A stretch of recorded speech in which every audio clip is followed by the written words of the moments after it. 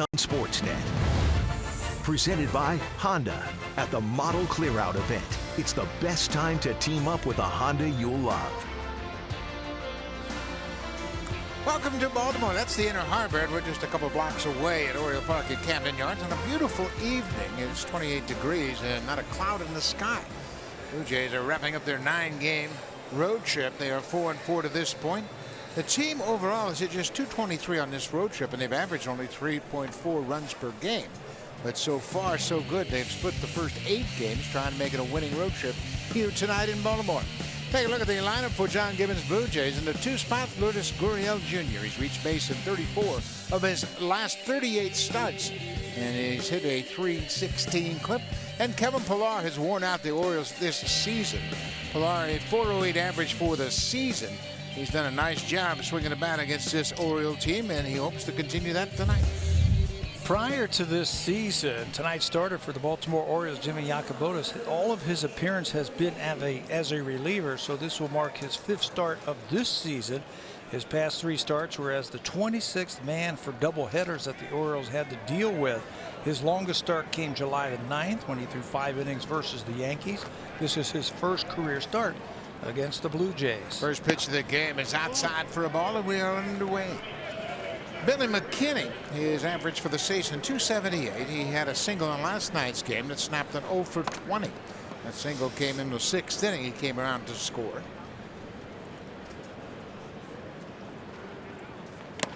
Fastball, he's laid on it, and it's a 1-ball-1-strike count for leadoff man. You can see that Yacobonis was a reliever, and that's why he is starting this game in the stretch position. Feels a lot more comfortable. No windup for tonight's starter.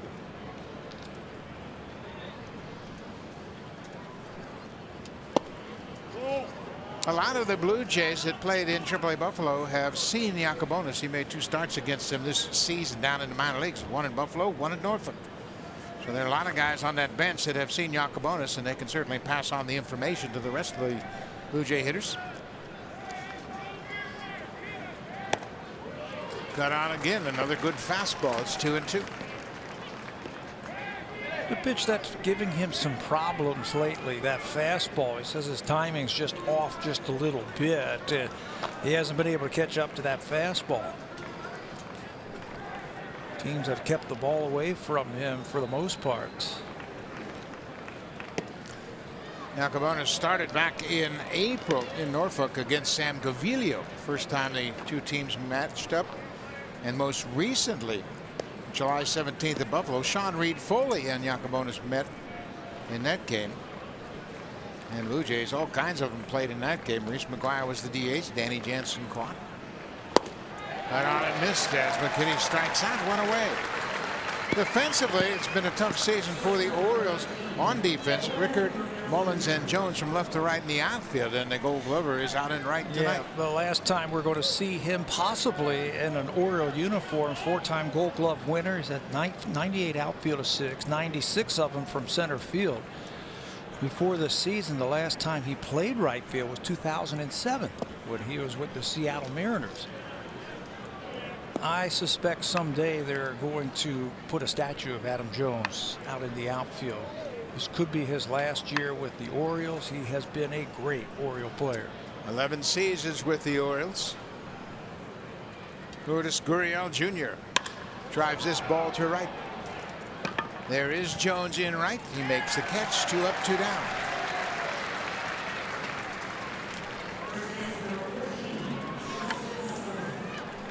Yacobonis is 26 years old. He was a draft pick of the Orioles back in 2013, a 13th rounder out of St. Joe's University. Buck Showalter has had him up and down as Pat mentioned. He was a starter in 3 doubleheader games as the 26th man. 20 starts down in the minor leagues this season. One of those optional players that Buck likes to have to move up and down the lineup and up and down the big leagues.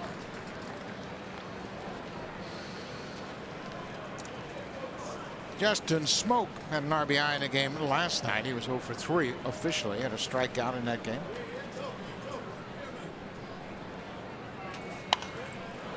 Smoak played on that fastball. Well, Smoke did not play yesterday's game, but everybody knows him. There's the shift and numbers bear it out. StatCast AI is powered by AWS. Villar, Mancini, and Beckham on the right side of the infield to take away any ground ball off the bat of Justin Smoke. Swing and a miss, and the side is retired. A couple of strikeouts for Jimmy Iacobonis. Marco Estrada will take the hill when we come back. No score after a half inning.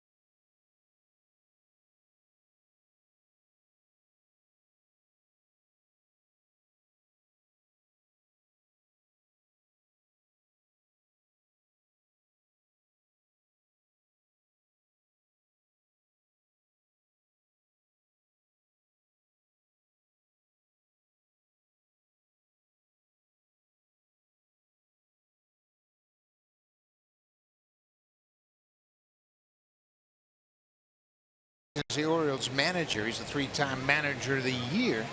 He has managed the Yankees, the D-backs, the Rangers, and now the Orioles, and it's been a rough season for Baltimore. They've set a franchise record with 108 losses, and Cedric Mullins, one of the newcomers, is back in the leadoff spot. His last 6 games, he's hit nearly 400. And down the cleanup spot, it's the veteran Adam Jones against Estrada. He's 9 for 37. A couple of doubles and 2 home runs. He's driven in 4 against the Blue Jays righty. Marco Estrada, originally scheduled to throw tomorrow, but he was moved up to today because he threw just 55 pitches in that last start against the Yankees. 7-12, 575 earned run average. He's had 3 starts against the Orioles this season. He has a winning record of 2-1, and for his career, he has a 9-2 record in 16 starts against the Orioles. Some of his best games have been pitched against Baltimore. He gets ahead of the leadoff man Mullins with a first pitch strike.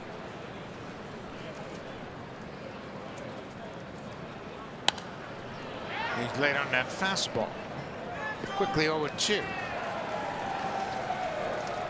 Cedric Mullins showed a little pop in yesterday's ball game where he led off against Aaron Sanchez first inning with a home run. He also hit a couple of other deep fly balls to center field his next 2 times up.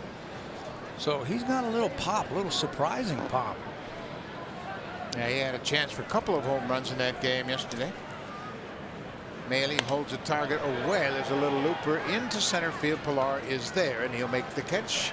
Kevin Pilar did not play in the game last night. He's back in center field. He came on for a defensive replacement in the 9th inning, but he's having another good year in center. Yeah, and I wanted to highlight him because he could be very busy tonight with Marco Estrada on the mound. 134 games out of a possible 151 played by the Blue Jays, including 124 starts for Pilar in the outfield.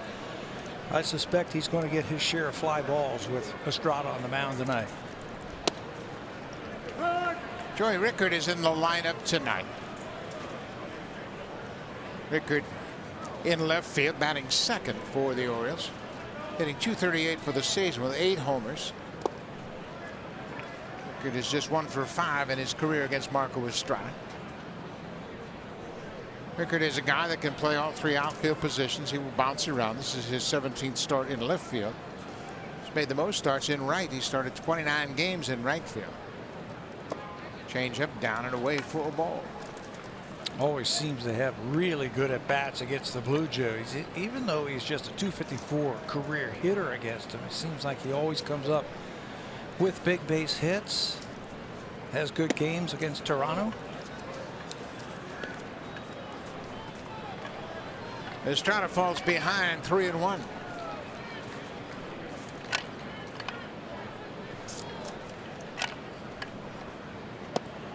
There's a strike right at the knees. Fastball at 88 miles an hour. That's where his fastball will sit most of the time. And he doesn't try to muscle up very often. He can elevate that fastball, still 88, and get some big outs. There's that fastball, top of the zone for the strikeout. The key to that whole pitch was the location on that fastball. Yeah, it was 88 miles an hour. It had a little bit more life than we've seen in his last couple of starts, and he put it in a good spot.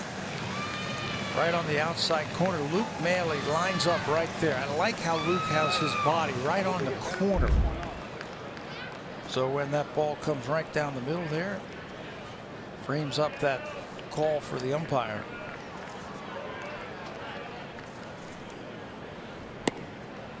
Jonathan VR, he, like Mullins, a switch hitter. Two switch hitters in this lineup. The only other left-handed hitter is DJ Stewart in the 8th spot in the order. Numbers for the season, 266, and there's that great changeup. I mean, if he has that working with his fastball, and he's got good fastball command, could be a long night for the Orioles.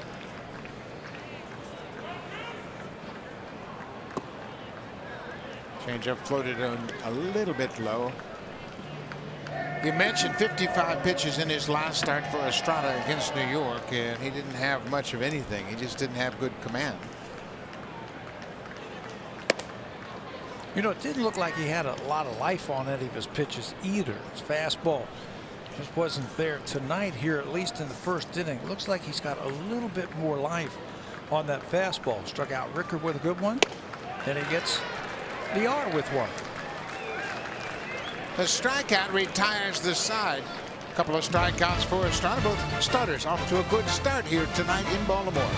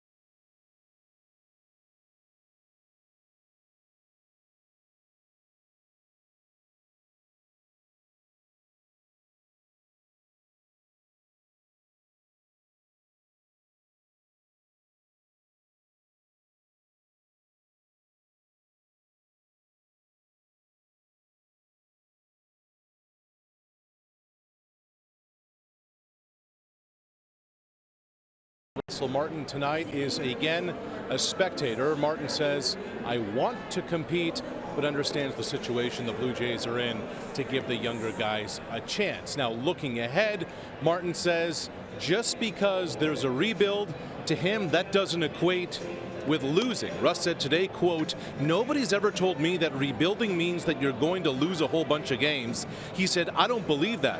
Martin's feeling is that you can mix young and older talent and make it work.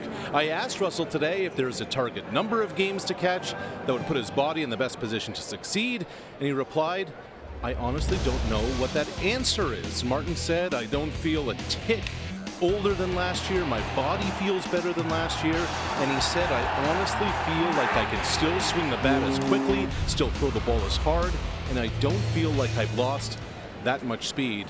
Martin hasn't said much, guys, the last few weeks, but a revealing conversation from the veteran as the season winds down. Yeah, it sure is. And obviously, I agree with him. Just because you call it a rebuild doesn't mean you're going to lose a bunch of games. I think you have to have veterans on the team like Martin and Morales and Smoke, and then complement those veterans with the younger players. Is Atlanta still rebuilding? They're probably going to be in the playoffs. They're still rebuilding. Philadelphia, same thing. They're going to be close.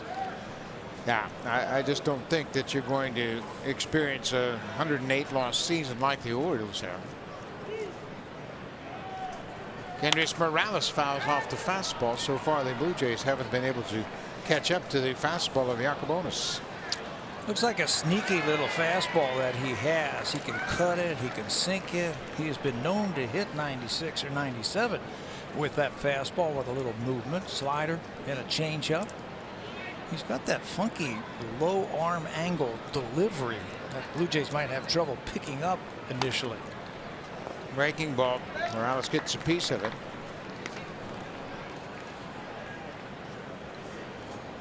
He is stretched out so he can go a couple of innings here, 3 or 4 innings. There's how he delivers everything. Fastball, slider, changeup. It's basically fastball, slider. Again, he can sink it. He can cut it if he has to. They've been beat up so bad. Their pitching staff, Alex Cobb, they're still not sure when he's going to be able to pitch next. There he is talking with Buck Showalter. Andrew Kashner has had some time off now. He's had an injury, his knee.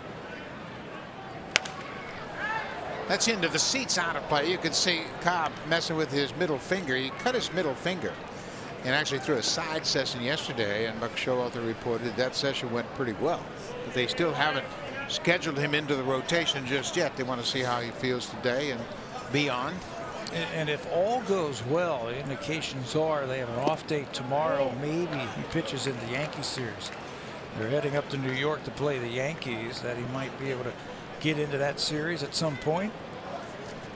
Full count to Morales. You saw Kevin Pillar waiting on deck. Top of the second inning in a scoreless game.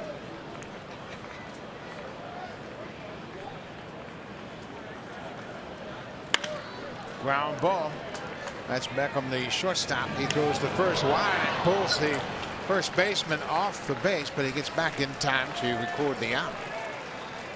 Well, the defense has really been shaky for the Orioles. We saw it last night in one inning. They really committed a bunch of plays, not necessarily errors, but just plays that weren't made. You know, they have dropped down 9 spots when it comes to fielding percentage from last season to this year. Trey Mancini, the first baseman, not really sure if he kept his foot on the bag, so just to be sure, he goes back and touches it with his bare hand. But 9 spots is a long way to drop from year to year. They're actually under the average of a major league team's fielding percentage now, where before they were one of the best. Well, they lost Machado. They lost J.J. Hardy to retirement. They traded Jonathan Scope, and they lost a real good utility player in Ryan Flaherty. All very good defenders. And now they're trying to play catch up. And they're getting players from other organizations, and they're not real sure what to expect from them. They're out here early today doing a lot of infield work after the problems that they had in last night's game. Bobby Dickerson's the infield coach and the third base coach, and he had the infielders all out working, and boy, they were working over that fungo. Taking a lot of ground balls, going through a lot of different situations, and just trying to get everybody back on the same page.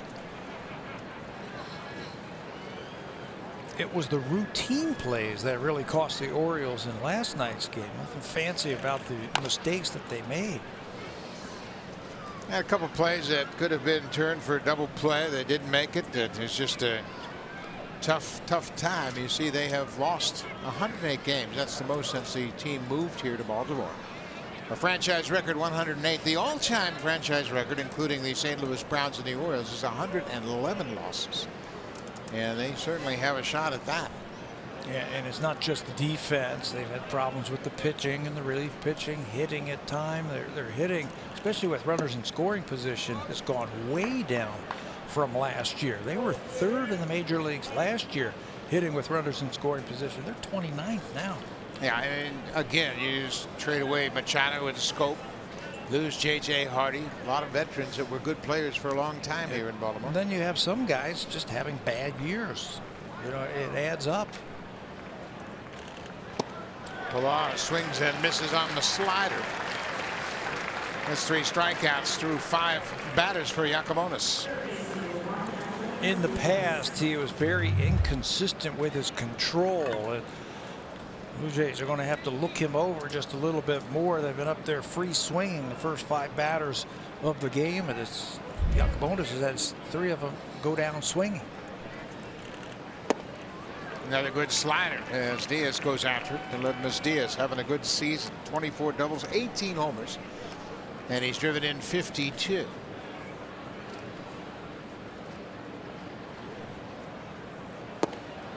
Another sweeping slider. He wouldn't chase that one.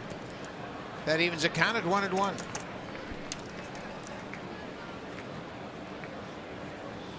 We have seen Diaz from time to time cross up this shift. Get a ball on the outside part of the plate and hit it into right field. Mancini's the only defender on the right side of second. .94 but low. I think it's easier to hit the ball the other way on a fastball inside than it is on a fastball away. And I'll tell you why. You let that ball get a little bit deeper, you don't have to go reach for it. Just slow things down. So if he wants to try and hit the ball the other way, just slow it down, let that ball get a little bit deeper. The Orioles do it as consistently as anybody. They'll start in the shift with 3 infielders on the left side of the infield, but once they get to 2 strikes, they start straightening out that shift. You can see VR now, the second baseman, starting to get back to his normal position at second base. They're as consistent as anybody at doing that. Yeah, once you get 2 strikes, they feel like the hitter becomes a little more defensive. So Buck Showalter will straighten out the defense. Well, he and Alex Cobb are having a lengthy conversation. I think he's talking his way into that rotation when they go to New York. Upstairs, full count, 2 outs.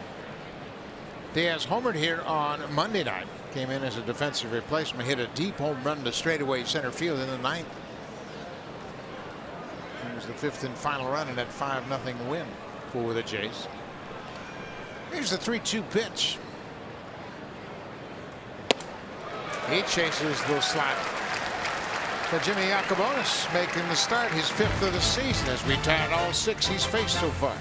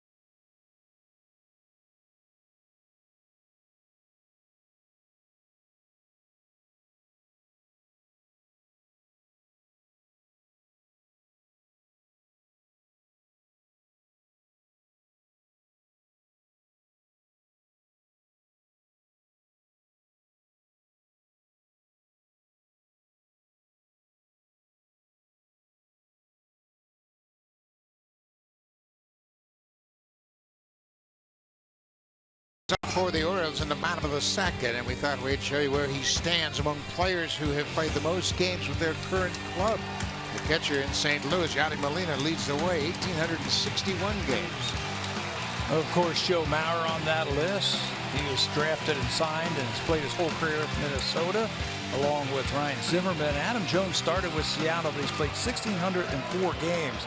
He is in the top 10 in 9 offensive categories in Oriole history, with the likes of Eddie Murray, Frank Robinson, Brooks Robinson, Cal Ripken, and Adam Jones' name is right there in all of those offensive categories for their organization.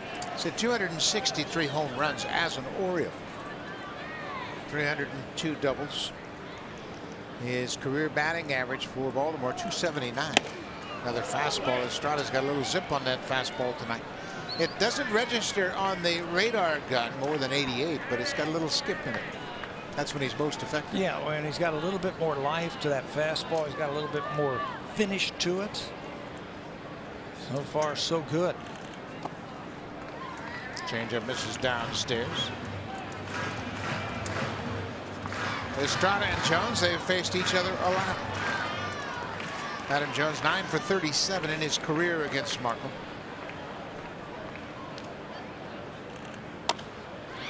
Very defensive swing, a little chopper to the pitcher's mound. Estrada makes the throw, one away.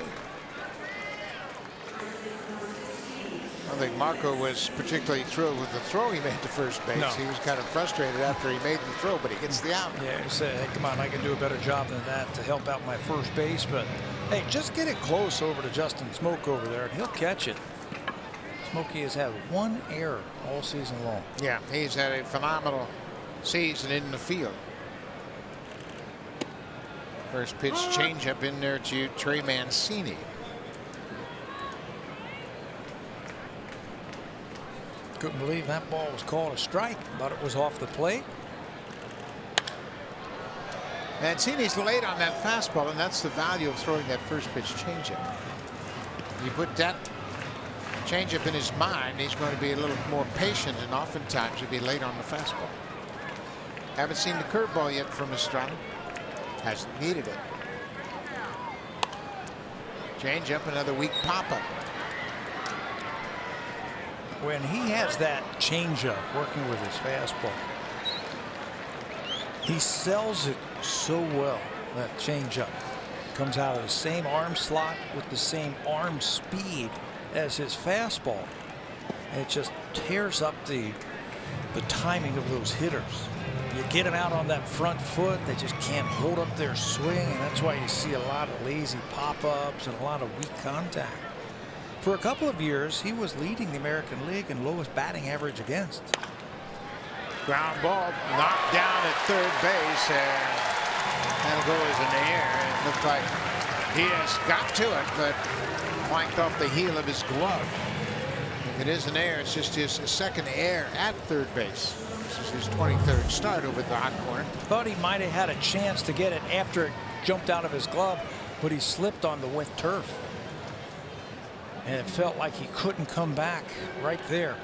Lost his balance on the wet dirt area, and then said, you know what, there's no sense trying to go ahead and make that play. It is his 9th error of the season. E5 on Diaz.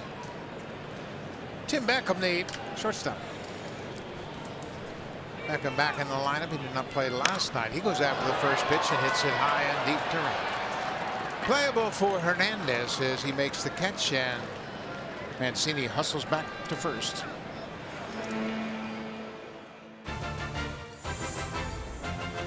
The 2018 Honda CR-V, where style and versatility come together.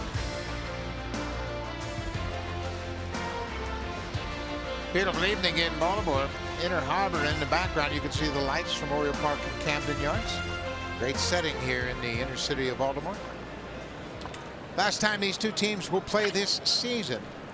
Blue Jays have owned the season series to the tune of 14-4.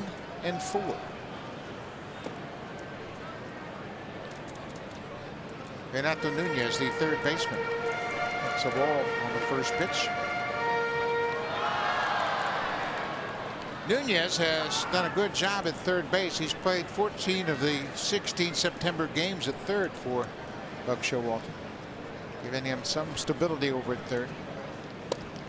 Yeah, it's really interesting what they're trying to do. They're trying to look at as many people as possible for the month of September, and it might have cost them a game yesterday.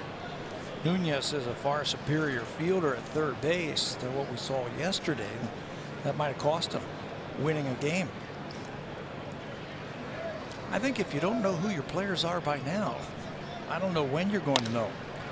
It's a fly ball, not deep. Pilar jogging to his left, waits for it, and that'll do it. Estrada retires the Orioles in the bottom of the second. The air does not factor in, still scoreless.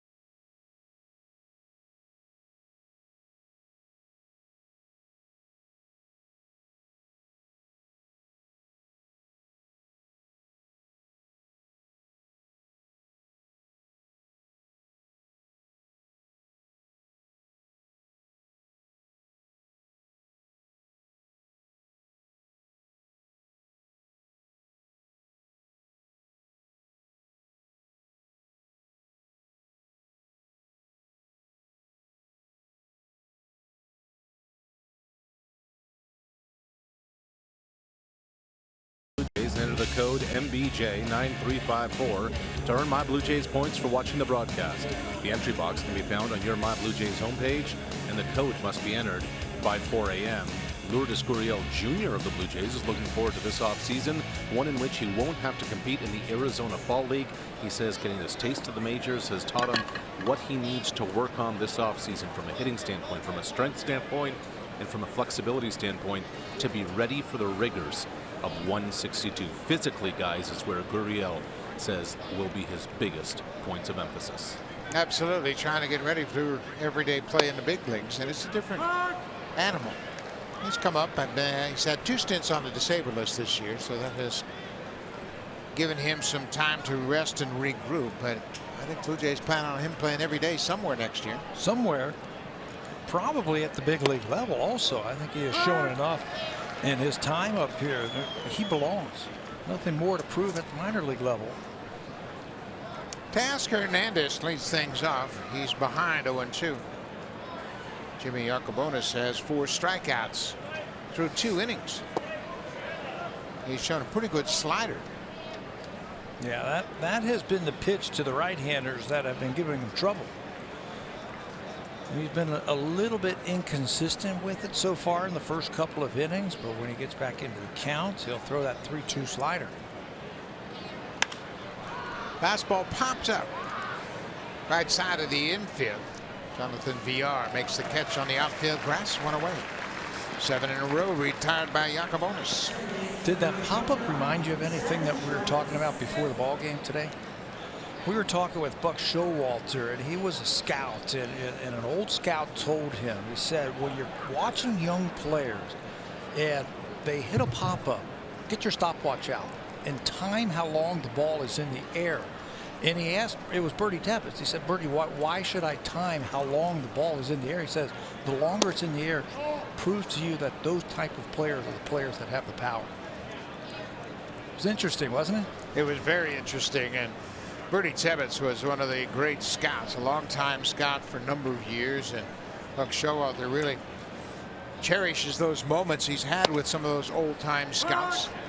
Bertie Tebbets was a baseball player. He's managed, he's scouted, the front office executive. He's from Burlington, Vermont. He managed the Cincinnati Reds for 5 years in the 50s. I knew him as a scout. You'd see him as a young player in ballparks, and he'd be out here early. You'd see him in spring training. But the whole idea was stronger players who have power, their pop-ups, they create the backspin and they can hit the ball a long way up in the air. And the longer it's in the air, shows you as a scout that those guys have some power. Teoscar Hernandez, that pop-up stayed up there a long time. Yeah, it did. And obviously we have seen the power of Hernandez, but it was a great point. And you know what? A lot of times there aren't as many scouts nowadays as there were 15, 20 years ago, and there used to be many scouts at all games, and you might discover somebody in that regard. There's another pop-up. This one not as high as Mancini goes into foul ground, makes the catch near the coach's box at first base. Travis is retired.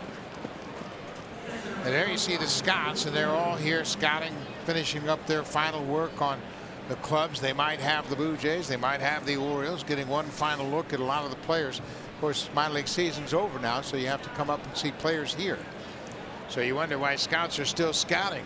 I got to think about the offseason. Yeah, there's scouts for the offseason as they put together maybe trade lists and some ideas of acquiring other players. There's also scouts that are out on the road looking at possible playoff teams. There are also Blue Jays scouts here looking at the Blue Jays, trying to decide who they need to protect, who to add to the roster, who they might remove from the roster. As many eyes as possible you put on this ball club so you can make some informed judgments later on when you have to make your scouts and make your decisions about 40-man rosters and everything else.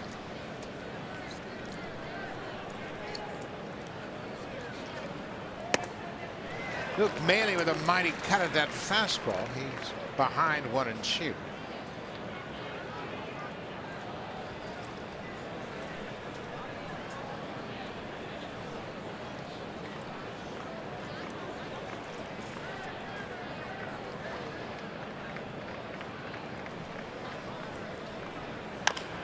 Little chopper back to the mound. Yacobonis knocks it down. Goes a changeup to first.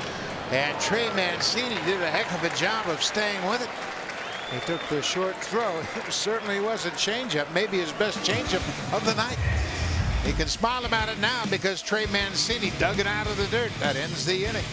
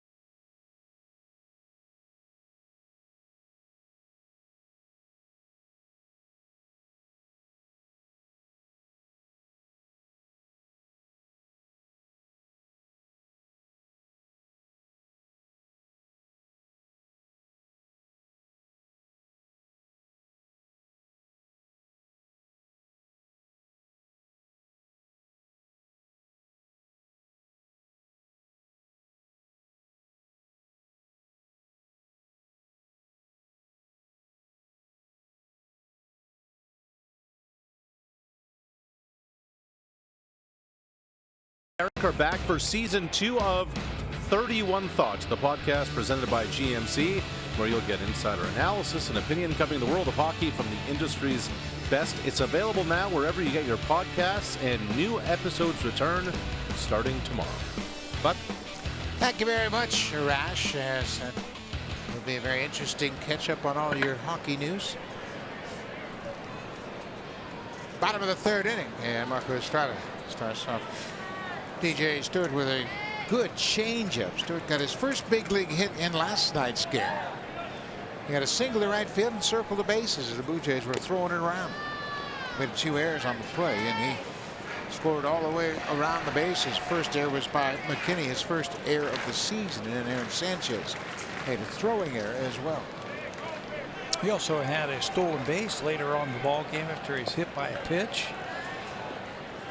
I guarantee he hasn't seen a changeup like Marco Estrada's down in the minor leagues. Been down there a couple of years, 3 years, before coming up to the big leagues, and no one throws a changeup quite like Marco. There's a high fly ball. If it's fair, it's trouble. It is fair off the foul pole. DJ Stewart's first big league home run. Hits right off the top of the foul pole above the 318 mark on the right field fence. You can see why they're really high on DJ Stewart, the former first-round draft pick. Got his first big league hit yesterday, got his first big league stolen base. Now he has his first career home run. That was a no doubt about it. In terms of length, was it going to stay fair or was it going to go foul? And it hit the foul pole. 1-0 Baltimore. Wow, he got some juice. Yes, he does. He took a nice fluid swing at that, and the ball jumped off his bat.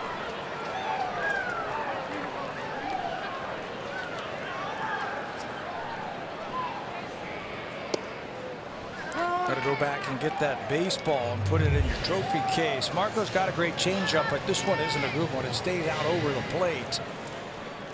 And Stewart times it up and hits it halfway up the foul pole down the right field line.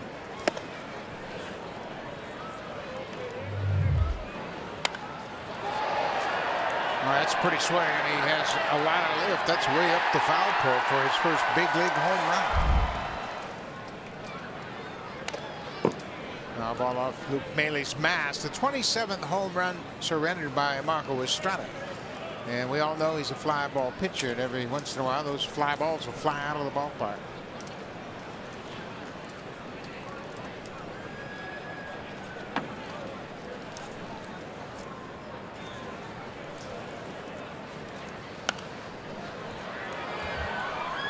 This Austin Wynns, the catcher, catching for the second time in this series. He caught the opener on Monday night.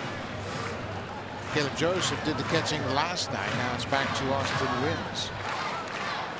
Chance Cisco, we mentioned that the last couple of nights, might not be available because he has a laceration on his chins and he's in concussion protocol. This is popped up down the right field line. It is headed into the seats. Marco Estrada, always, like so many pitchers, has his best outings when he's throwing a lot of first pitch strikes, and that's what he's done tonight.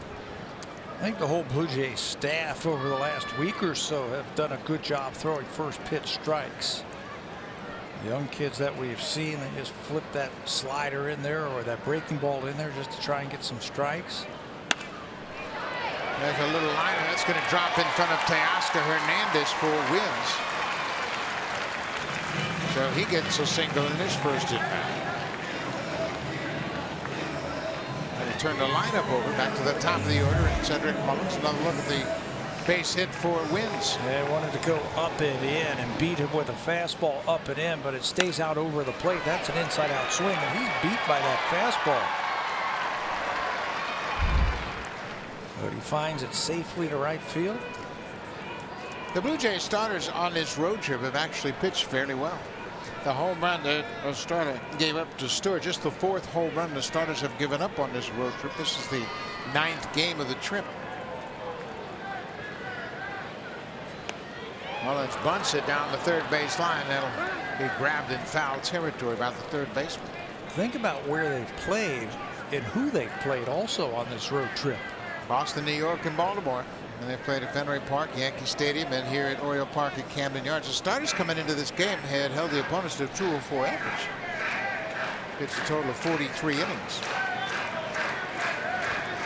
They've pitched well. Sanchez pitched really well in Boston. Barucki, he's pitched well twice on this trip. Reed Foley had 10 strikeouts in Saturday's game at New York. There's a fly ball into shallow right field. Long run for Hernandez. Travis is out. The second baseman gets there, and he makes the catch. Another weak pop fly ball for Estrada.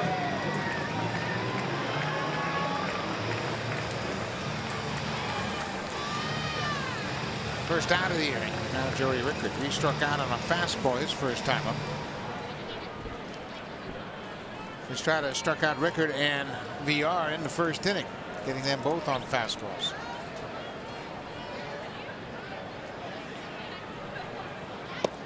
So he floats that changeup in there for strike one. Another first pitch strike. Yeah, first pitch. Just get it over.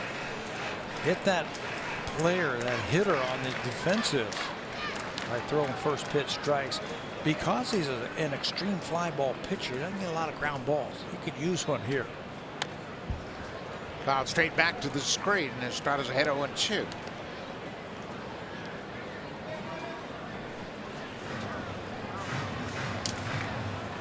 Marco Estrada is a free agent at the end of this season. His contract comes to an end. Been very efficient throwing strikes so far in this game.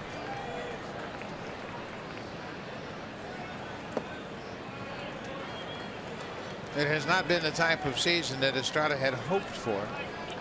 And as we mentioned, the Blue Jays coming out of spring training, it was thought to be the strength of their team is going to be their starting pitching.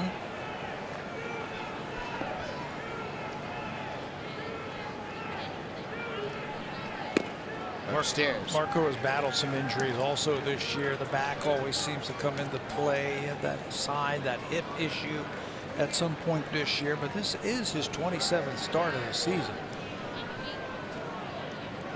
He has answered the bell, that's for sure. Oftentimes he's pitched when he's less than 100%. Another pop up on the infield. Gurriel backs up right at the edge of the grass. He makes the catch. 2 away. Hurry into Home Hardware's kitchen event, on now until October 9th. Here's how.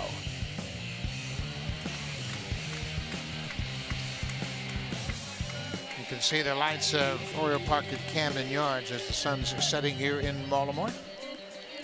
Boy, we have lucked out with the weather on this road trip. And one delay where they started Monday's game was set back about 20 minutes, but other than that, it's been perfect. Jonathan VR goes after the first pitch as Estrada continues to pitch ahead. Isn't this interesting, Buck? We've seen this a couple of times from hitters. Switch hitters hit right-handed against Marco Estrada, trying to take that changeup away from him. That's really interesting. VR's first time up, when he struck out and they blew the fastball by him, he was hitting left-handed. Now he says, okay, let's try it right-handed against Estrada. We've seen switch hitters against knuckleball. Remember that? R.A. Dickey, they would hit right-handed against R.A. Take a look at the first at bat back in the first inning when he struck out. He is as a left-handed hitter. He didn't like the results of that at bat, so he switched around. I guess that's the benefit of being a switch hitter. Yeah, I didn't feel too good on that one. Let's try from the other batter's box. And Estrada strikes him out. What side of the plate's he going to hit next time? He struck out from both sides so far.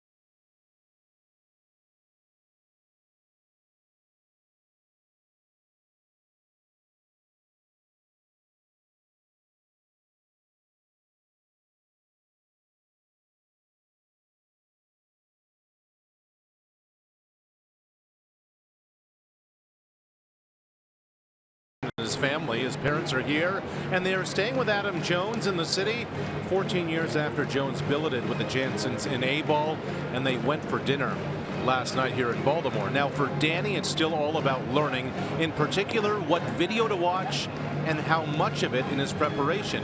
As a hitter, he saddles up over Justin Smoke's shoulder each afternoon. Together they look to see if that day's starter is tipping pitches or giving off any tells to capitalize on.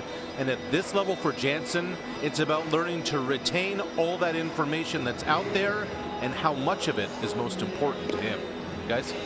Yeah, you could really spend a lot of time and not really accomplish much if you're watching video and you don't know what to look for. So it's great that he goes with Smoke, who is a veteran. He's quick to share his information and experience with the younger players. We've heard so many good things about Justin Smoke that don't get out in the mainstream, you know, about his leadership and things that he does for some of the players on the team, especially the young players. You and I have the privilege of being able to go in the locker room every day, and if you go by the video area, Smokey's always in there with one of the young players talking about, okay, what do you see here? What are you going to be looking for here? Passing on along some of that knowledge. Yeah, if you're watching video with no real focus, you can spend a lot of time and wasted time. Well, Smoke will say, okay, watch where this guy sets his hands in the set position. One spot's higher for a curveball, one spot lower for a fastball. Those are the types of things that veterans will look for. And when Danny Jansen's there with Smoke, he's just got to listen and watch what Smoke looks for. That's why I think it's so important in the month of September that the young players are here. You got the veterans in these types of situations, big games against major league talent, and they're helping you accelerate your development. Jose Bautista did it with Edwin Encarnacion when Edwin was a young player. Look at how he turned out to be. Yeah, and there are shortcuts for sure, but if you don't ask questions, you're not going to learn anything. And all these youngsters have been very good at approaching the veterans, asking questions.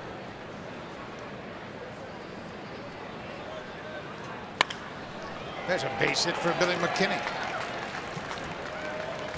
A leadoff single. Let's check in with Jamie Campbell. He's got an update for us.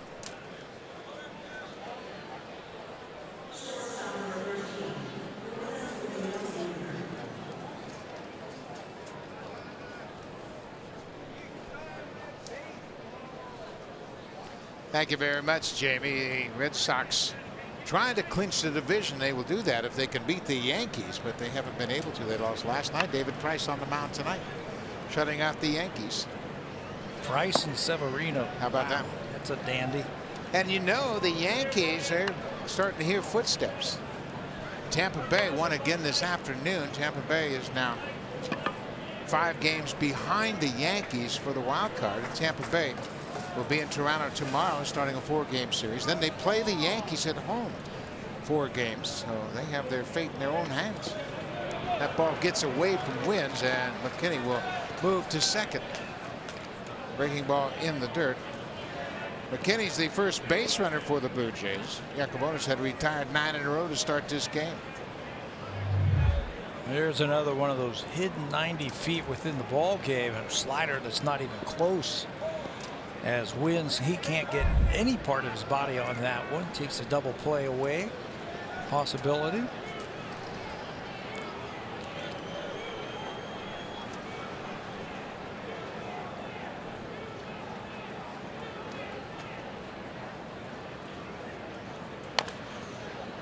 Gurriel pulls it foul. You know, in thinking about the Orioles and how things have turned around so dramatically, you forget about Matt Wieters, who was a backbone of this team behind the plate for so many years, and he left free agency, ended up in Washington. He was the captain. Wow, look at this. Tough play for Newton. Yes, he's not going to make it. What a great bunt by Gurriel. We have seen him drop down bunts in the past, and he's very good at it. Well, think of the situation. There's a runner at second base, nobody out. The count is 2-1. The third baseman backs up, so Gurriel picks up on that, and all he has to do is get it by the pitcher, and he's going to beat that out.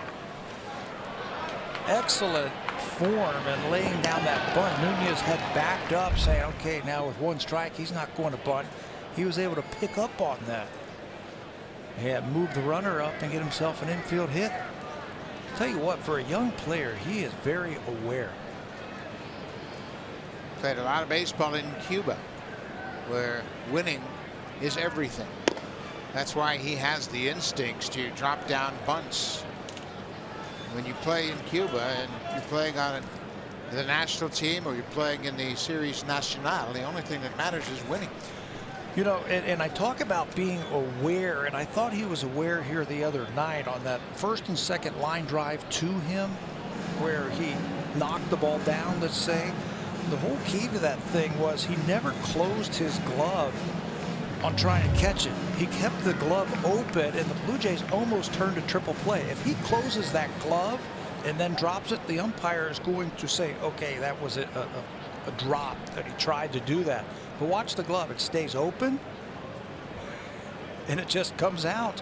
And to the umpire, that looks like he just missed it, like it bounced, and they had a chance to turn 2. Yeah, it was a very heads-up play by a young player. Larry Vanover was the umpire at second base. He signaled no catch immediately, and that put the double play in order, and they would have had a triple play had the throw from first to third been a little lower. What a heads-up play to be able to think like that in a split second. I mean, your first reaction is what? To close the glove and to make the catch and make sure you secure the out, but he had the wherewithal to keep that glove open and just kind of knock it down. Mike Wright Jr. starting to loosen up for the Orioles. Blue Jays threatening to tie it up. They trail 1-0. Nobody out. Smoke with a 3-0 count.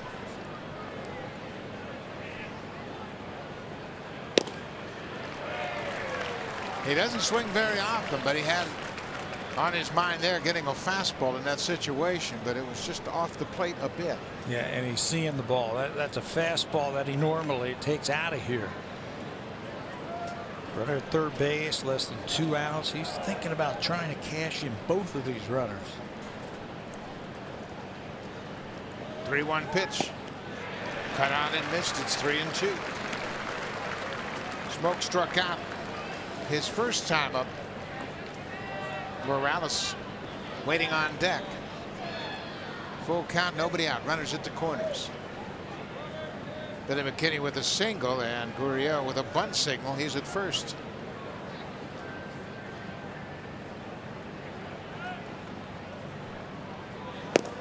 Ball four, that'll load the bases. So the Blue Jays putting the pressure on Jimmy Yacobonis. First time through the order. He retired all 9 batters with 4 strikeouts. Different story now.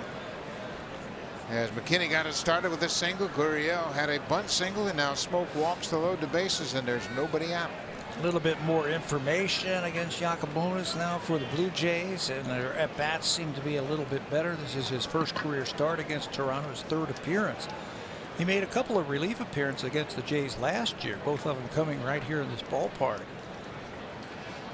Dennis Morales with nobody out. Swings and fouls off the breaking ball. Morales has hit 4 career grand slams. Hasn't hit one this year. The Blue Jays as a team have hit 4. Smoke's hit a pair. Solarte and Travis also have gone deep with the bases loaded.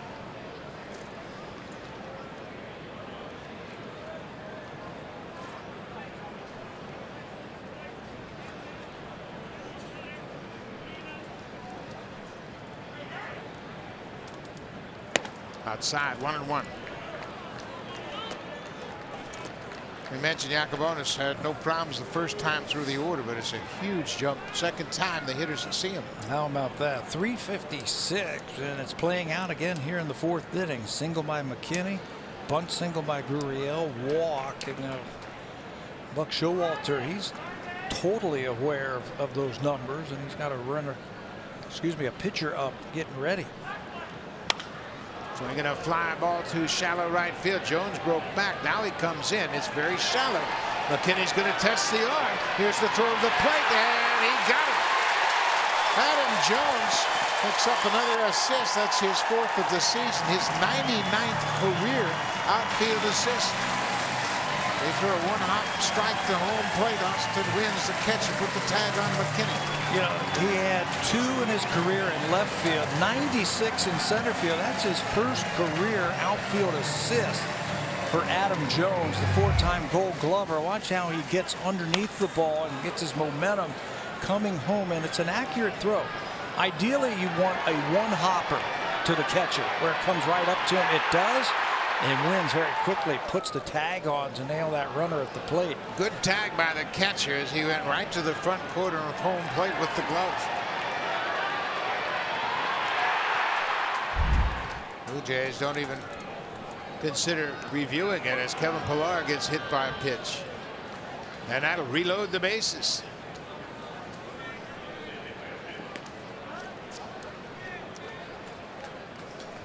One more look at the throw from Adam Jones. Strong arm and accurate. Here's the 1-hop. That's where you want it to land, so it comes up about chest high to that catcher.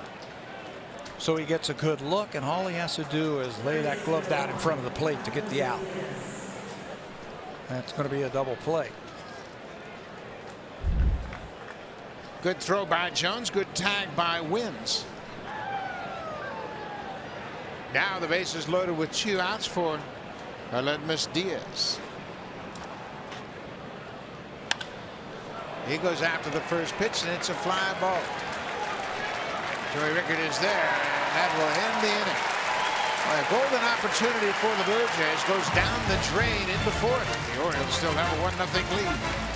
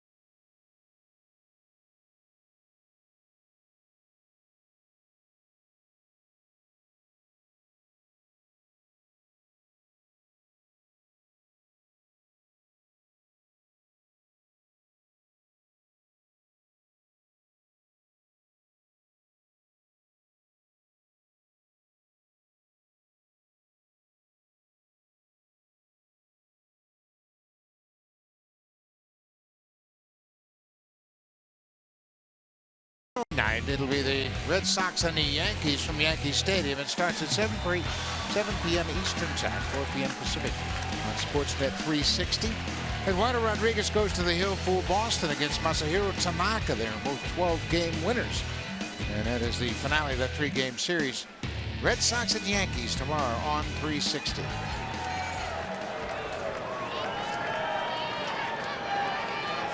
So here is Adam Jones, who made that terrific throw to the plate to complete the double play. A 9-2 double play. And it really changed the complexion of that inning. On that throw to the plate, Lourdes Gurriel Jr. was the runner at second base. He should have moved up.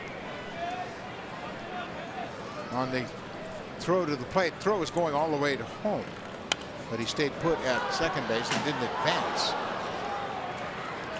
Kevin Pillar was hit by a pitch. It all became academic, but here's the play.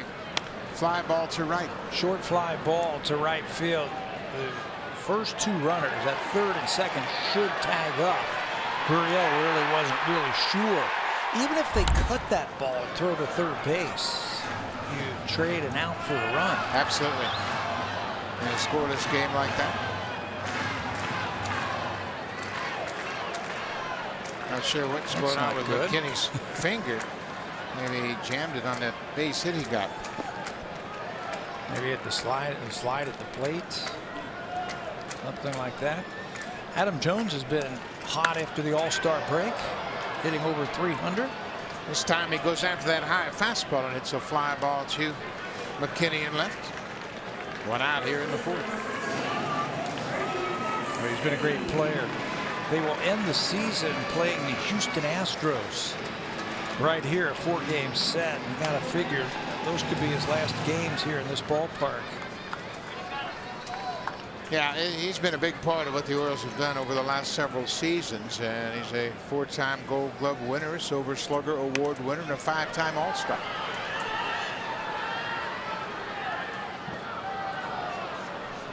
Adam Jones is 33 years old. He just turned 33 August 1st. So he figures to have some more good baseball years left. Yeah, he had some opportunities to get traded to some contenders, but 10-5 man, 10-5 rights.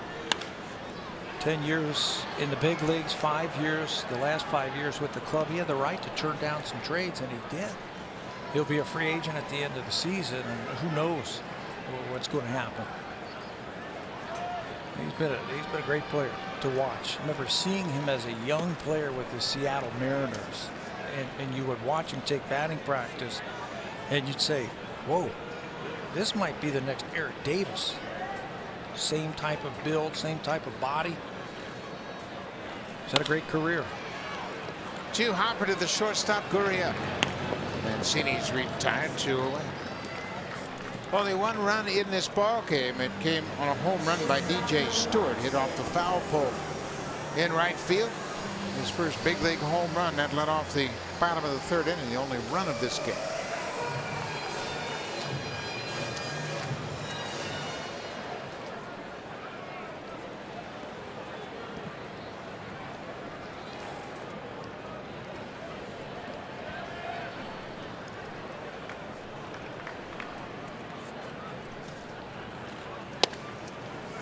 Another first pitch strike for Marco.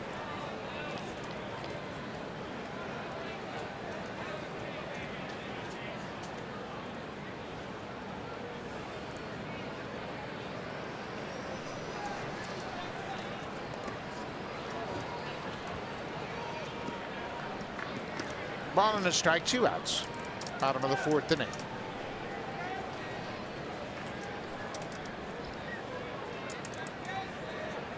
Tim Beckham flied out to right field his first time up.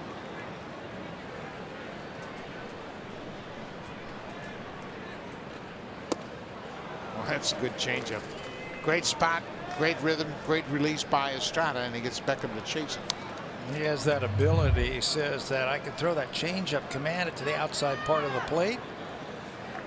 Great arm speed on that one. Really sold it, and as a hitter, it looks like a fastball.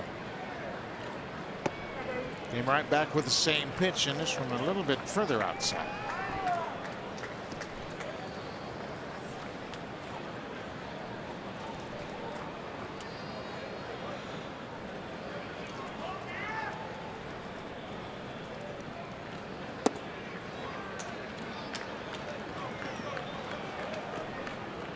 First pitch strike percentage still very respectable for Estrada. 13 of 15 first pitch strikes. That'll get you a lot of easy outs. Another hitter looking for that changeup late on the fastball.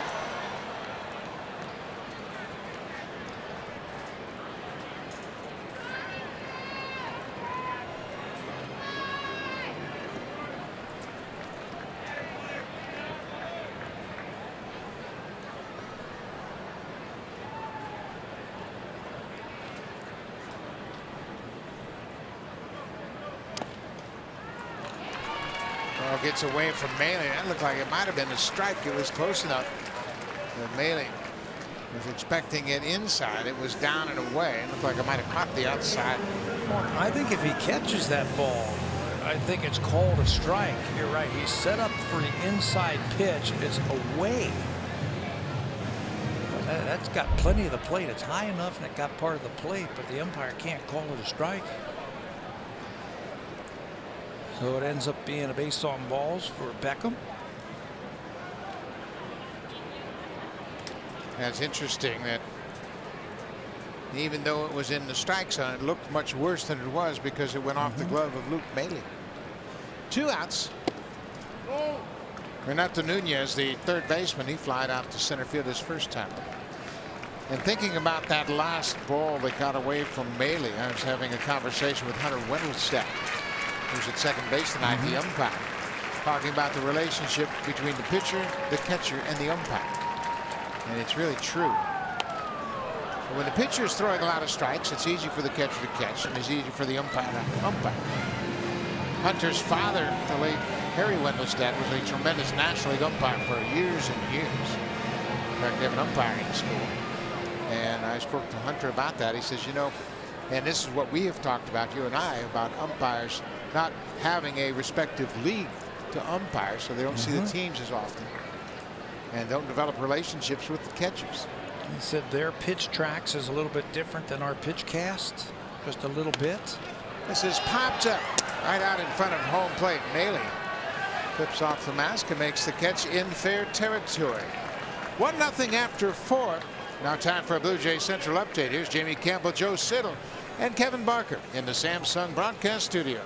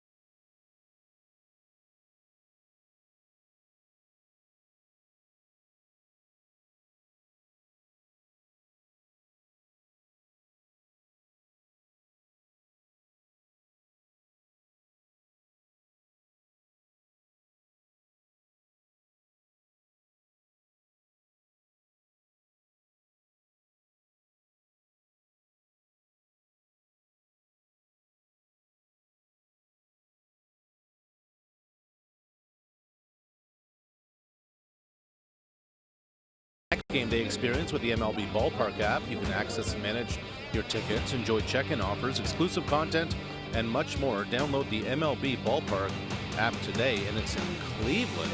The Cleveland Indians are eyeing Trevor Bauer to return to the playoff rotation. He is going to get the start Friday against the Boston Red Sox, but that'll be the first appearance since breaking his right leg last month.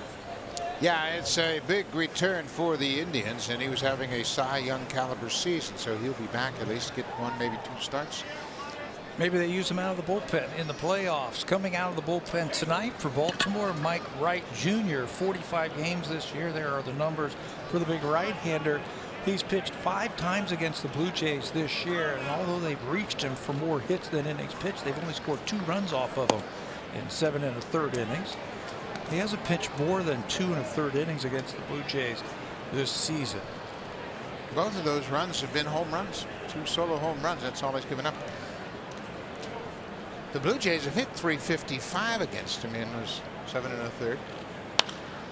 He's had minimal damage for his career. He has not fared well against the Blue Jays. This is his 12th career appearance against the Jays. He is 0-4 with a .753 earned run average. So Teoscar Hernandez, Devin Travis, and Luke Maile, bottom third of the Blue Jays order. Rich Jacoby going over the scouting report. Trying to catch up quickly on Mike Wright Jr. Jimmy Yacobonis started, went 4 innings. He was out of the game. So now the Blue Jay hitting coach has to shift gears and focus on a new right-hander. Yeah, and tell all the young players what he features. Basically sinker slider. He'll cut the ball at times and have a changeup every now and then. With sinker slider, he will lose his command also at times. Start walking players, so you have to be very patient with them.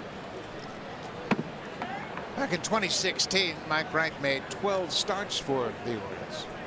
This season, he's only started 2 games. This is his 46th appearance of the season. There's a fastball popped over the Orioles dugout and out of play. 1-0 Baltimore. The Jays are batting here in the 5th.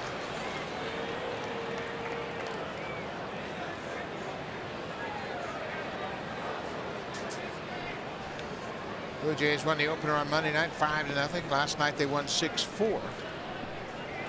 They were able to have a big inning in the 7th. 4 runs in the 7th, fueled by some misplays in the field by the Orioles. That's off the plate outside. Wright's got a pretty good arm. That was 95 miles an hour. At times he'll cut it. Bottom third in the lineup here. Blue Jays have to get a couple of them on to turn that lineup over. Change things up. This has been a weak spot for the Orioles this year. Their relief pitching. There's a good fastball that fouled straight back.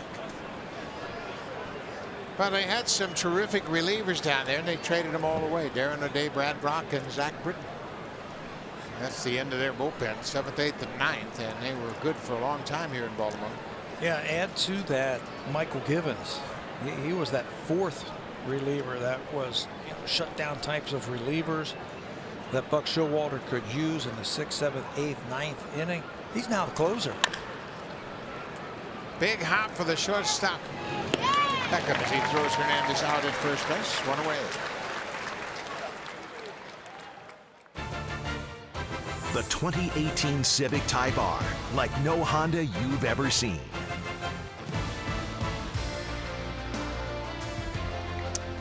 Ninth and final game of this road trip. Boston, New York, now Baltimore. Blue Jays will return home tomorrow night to take on the Tampa Bay Rays.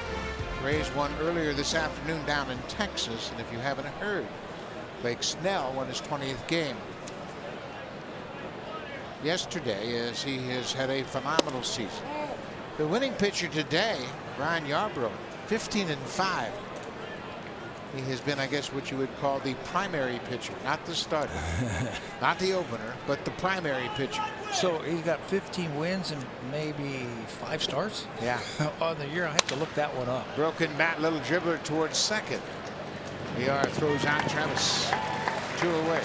But if you're wondering if the Blue Jays are going to see Blake Snell, he's penciled in to start on Sunday, the final game of that series back at Rogers Center. If you haven't seen him pitch this year, he's had a special type of season. Yes, he has. He's been in command the whole year. He's had a great breaking ball. His curveball is outstanding. He throws 95, 96. They put him on a deal for a while just to give him a break and cut his innings down. Hey, for my money, I think he's the Cy Young Award winner in the American League. I'm not taking anything away from Chris Sale. He's been great. Corey Kluber has been great. But Snell's pitched in the American League East all season long. Well, the funny thing that's happened is that Chris Sale has not qualified now because the Red Sox have played more games than his innings pitched, so he has fallen off the leaderboard. So Blake Snell is the leader at 197 in ERA. He has 20 wins. He's won 8 straight games. I mean, that's dominance this time of the season, pitching in the American League East. In the American League East. That's my point. I mean, if he was in the American League Central, he might have 25 wins. Take a look at the ERA leaders. We mentioned that Chris Sale has fallen off the qualified leaderboard. So it's Snell, Bauer, Verlander, Cole, and Kluber. Boy, Kluber was again good his last time out. There's a fastball for a strike to Luke Maile. Blake Snell has also struck out 200 hitters this season.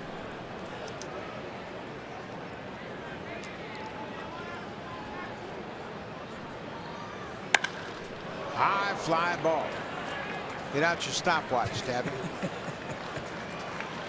Haley flies out to end the inning. Mike Wright retires the side in order in the 5th. Bottom of the 5th, still 1-0 Baltimore.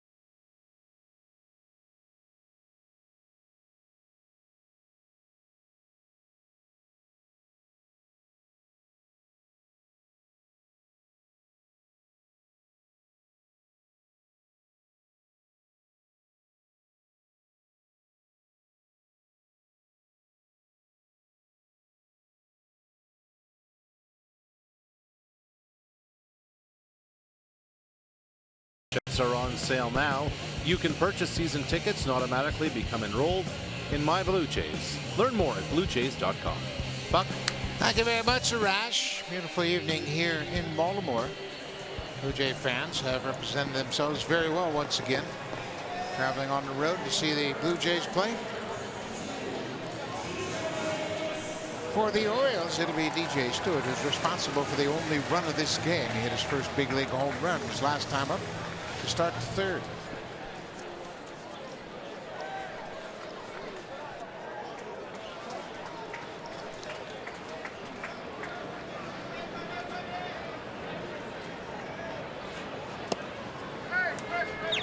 That was a good changeup.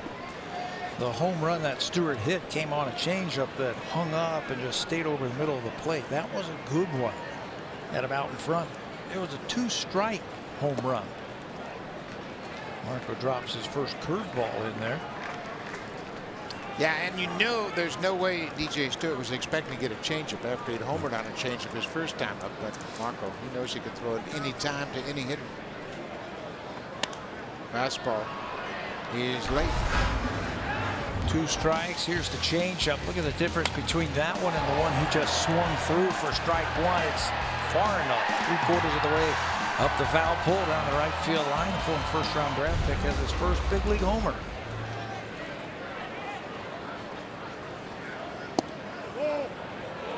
Just missed the outside corner with that fastball. 2 balls, 2 strikes to the leadoff man here in the bottom of the 5th. Each team with just 2 hits so far in the game.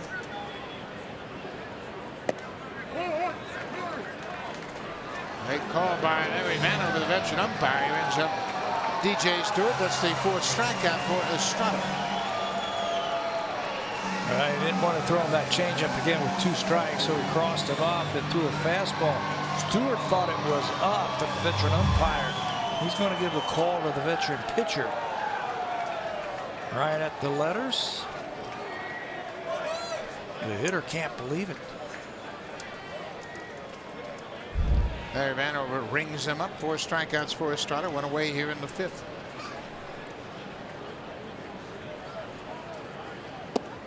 Austin Wynns had a base hit his only time up.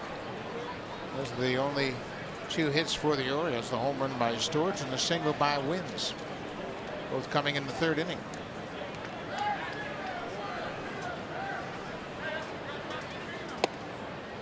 Boy, that changeup floats right over the outside corner.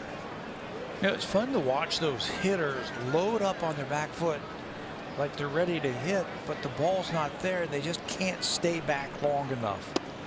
They end up on their front foot. And when you do that before you swing, you lose all your power.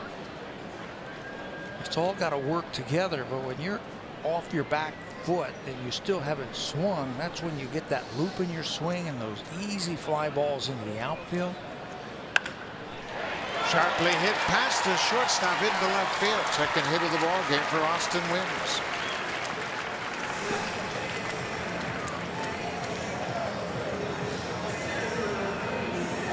Looked like that one might have been a fastball. We got him a couple of times with change-ups, but that leaves that fastball up and out over the plate.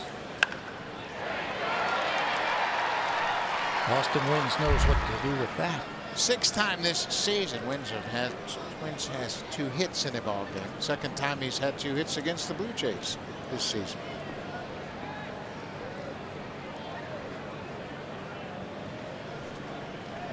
Back to the top of the order. Cedric Mullins is 0 for 2, the center fielder. Fastball upstairs for ball 1.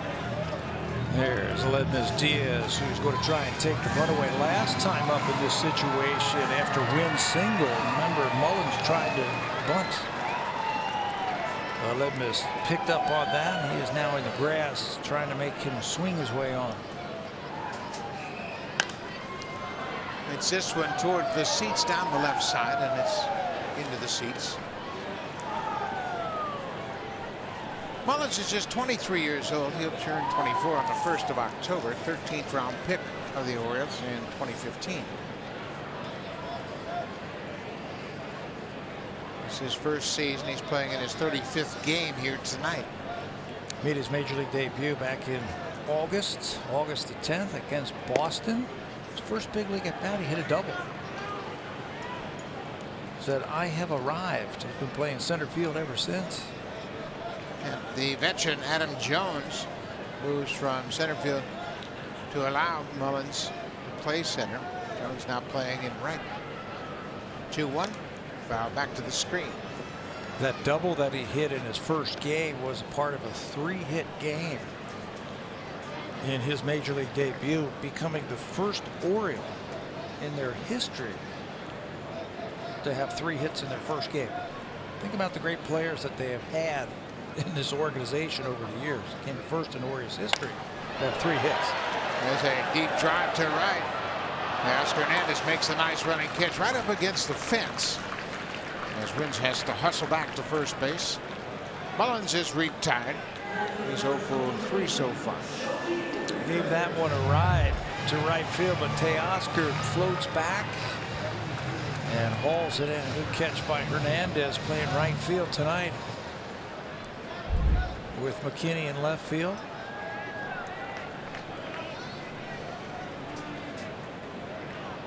Joey Rickard has struck out and popped out in his 2 plate appearances.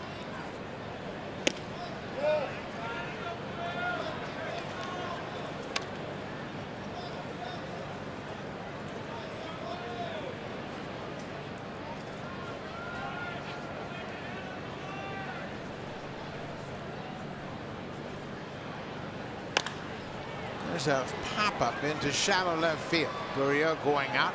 McKinney calls him off, and the left fielder makes the catch. That'll end the inning. Pickard flies out to left field. Marco Estrada, 5 in the books, but he trails 1-0.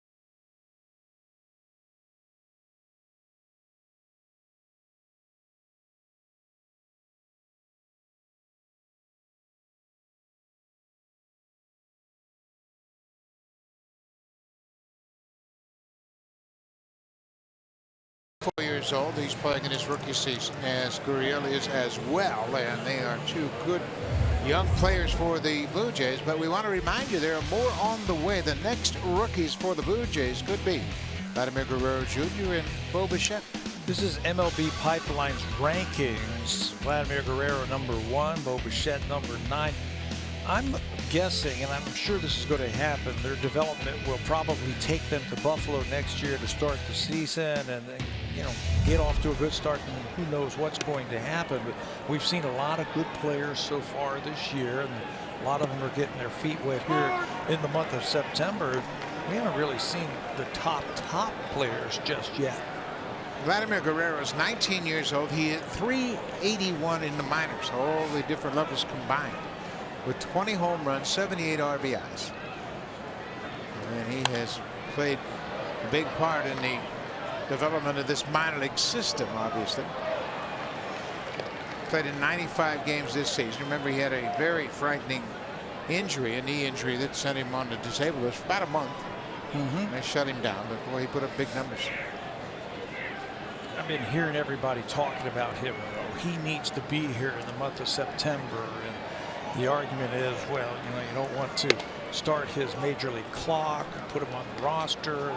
There's those things that you have to deal with. And you know what I say to people when they tell me that? I say, come back to me in 6 years and tell me, was that 1 month worth it, or would you rather have that 7th year of Vladimir Guerrero in your organization? I think it's a slam dunk and an easy decision. McKinney pops it up into shallow left. Nunez, the third baseman, makes the catch in fair territory, 1 away. Well, you remember Vladimir Guerrero Jr. got his season off in a dramatic way in Montreal. He had a walk-off home run in a big hole. He hit it off Jack Flaherty. Right. The Cardinals right-hander who pitched today and took the loss against Atlanta. But Flaherty's had a great season, his rookie season, but Vladimir Guerrero Jr. walked off the Cardinals in that spring training game in Montreal. Boy, what an electric 2 days we spent in Montreal this year. Gurriel cuts one right through the shift into right field. Jumped on that first pitch. His second hit of the night. Had the bunt hit his last time up, and good hitters can handle all kind of different types of pitches. And watch how he stays back, slider down and away, and he just shoots that ball the other way. Boy, he has really been hot lately. Look at the average this season through his first 27 games, but over his last 32. Yeah, he has really come on as a hitter. His batting average now at .287 for the season. It's really unfortunate that he got hurt in Chicago. Remember that? It seemed like a crazy injury. An injury that shouldn't have happened on that slide late in that game. I believe it was the 9th inning, his last hit of that game, where he slid awkwardly at second base and missed a lot of time. He was really in between standing up and sliding at a very awkward slide, and would end up spraining his ankle, going on the disabled list. Justin Smoak is 1 for 1 with a strikeout and a walk. Upstairs, it's 1-1. Baltimore with a 1-0 lead. Jimmy Yacobonis started. He went 4 innings, allowed no runs on 2 hits, walked 1, and struck out 4. This is the second inning of work for Mike Wright Jr.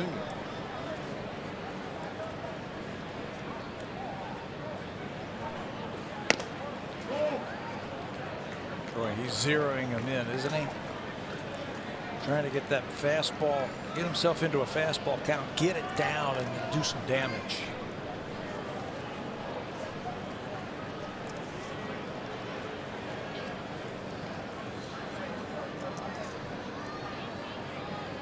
Smoak with 24 home runs and 76 driven in.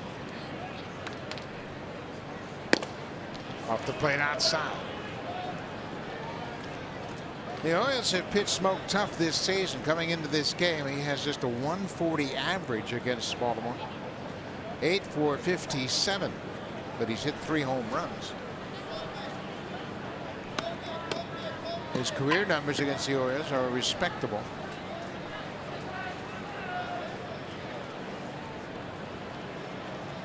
(3-1). He takes low for ball 4. Second time he's walked tonight. That'll push Gurriel up to second base.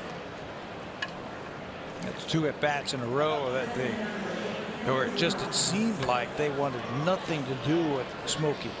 They were not going to challenge him at all with fastballs in the strike zone. They wanted nothing to do with them. They'll take their chances with Kendrys Morales. For Smoak, that's 81 walks on the season now. He's in the top 10 in that category. It happened often early in the season where he just got nothing to hit. And it was up to the people hitting behind him to make up for that. If you get a hot hitter hitting behind him, maybe they'll pitch to him just a little bit more. Morales takes the first pitch fastball for strike 1. Morales hit the fly ball to right back in the 4th inning with the bases loaded. Billy McKinney was thrown out by Adam Jones on the 9-2 double play. Best opportunity for the Blue Jays. That was in the 4th inning. They couldn't score. I think it's just like last night. Blue Jays fell behind 4-0, but just kept clawing and scratching and waiting for that opportunity. It ended up in the 7th inning with some defensive mistakes by the Orioles, but you stay close. Stay close and you wait for that one big hit.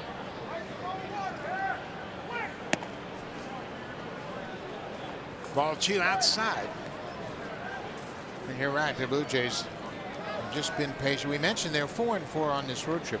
Coming into this game as a team, over the 8 games on the road trip, they've hit just .223. But you mentioned it earlier, Boston, New York, and they've made most of their hay here in Baltimore, winning the first 2.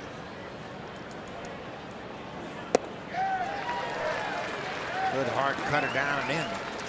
Boy, he was sitting on a fastball right there and didn't get it. You can see him shaking his head just a little bit, upset with himself that he swung at that breaking ball out of the strike zone.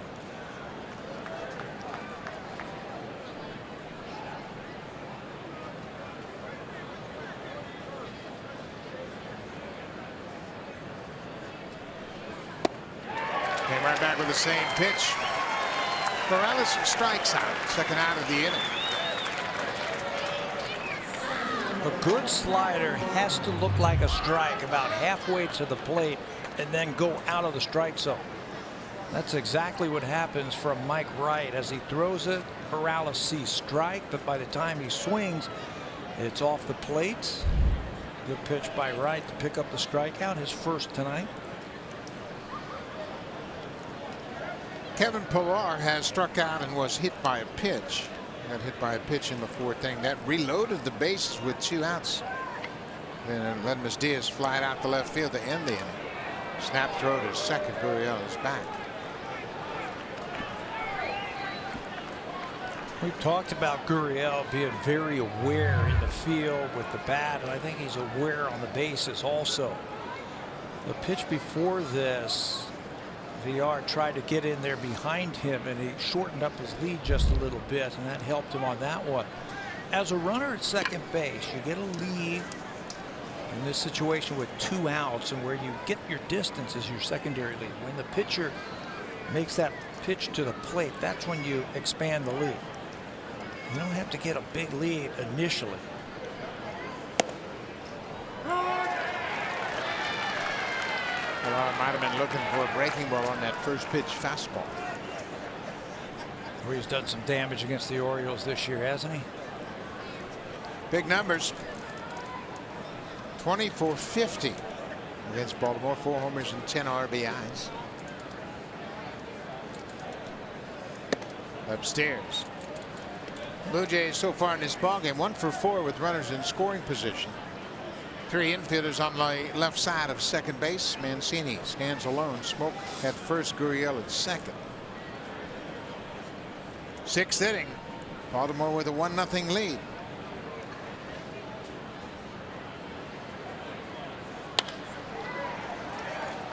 The Blue Jays have hit 34 home runs against the Orioles. That's the most home runs they've hit against a team in a single season. They've also hit 34 home runs against them in 2010. They did not hit a homer in last night's game. They hit 3 in the opener on Monday night. Jansen, Pilar, and Aledmus Diaz all homered.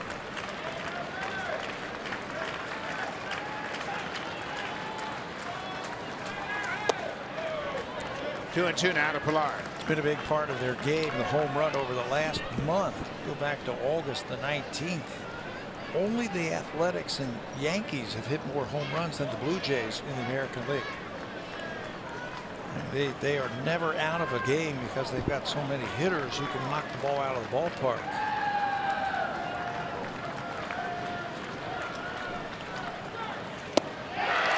Good hard cutter from Mike Wright, strikes out Pilar, so he gets Morales and Pilar to end the Blue Jays threat in the 6th. Still 1-0 Baltimore.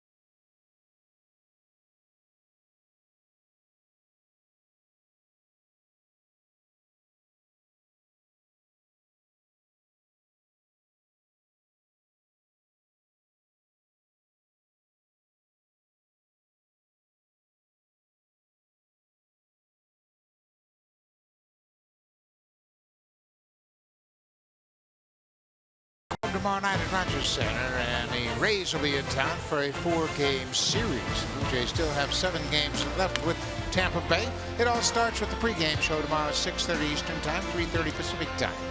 Jamie Campbell will host the pregame show. Marco Estrada through 5 innings has allowed just 1 run. That was a solo home run to DJ Stewart. His first big league homer. 82 pitches over 5 innings for Estrada.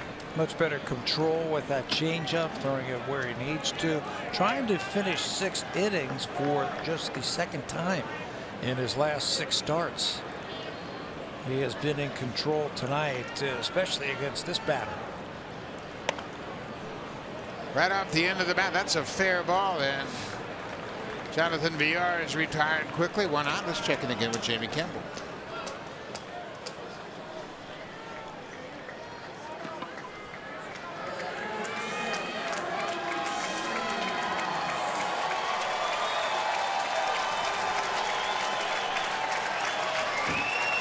Thank you very much, Jamie. You can hear the crowd respond each time Adam Jones comes to the plate. Now recognize this might be his final season in an Orioles uniform. He has meant so much to this team just with the way that he comes and plays every day. Never takes a day off. You hit a ground ball, he's hustling down that line. That's what a leader is all about.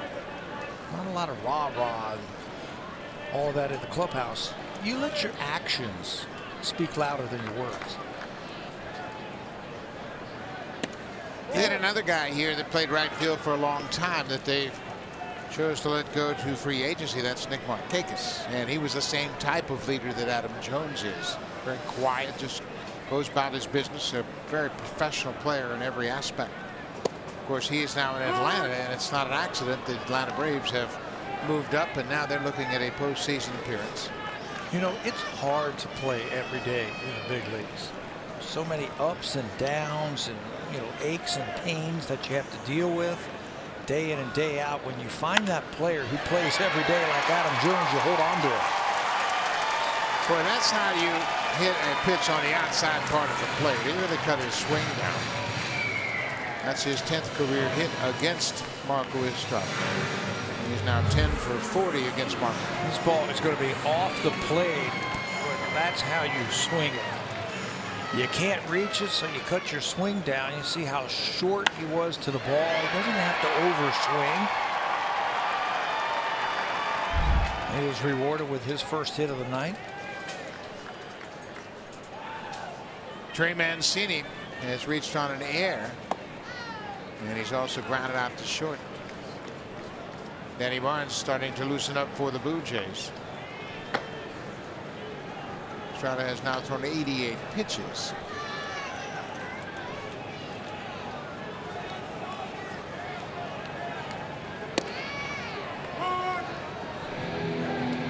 Ball and a strike now to Mancini. The error was committed by the third baseman, Aledmys Diaz, back in the second, but it did not factor into the inning.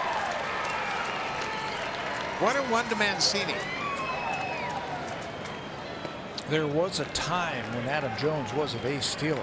He combined power with speed, but last couple of years, that part of his game, stealing bases, has been shut down.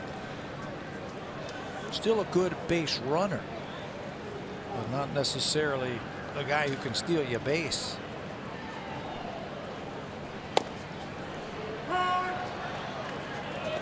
Doesn't run as often as he did, as you mentioned earlier, but he's 7 for 8 this season. He picks his spots very well.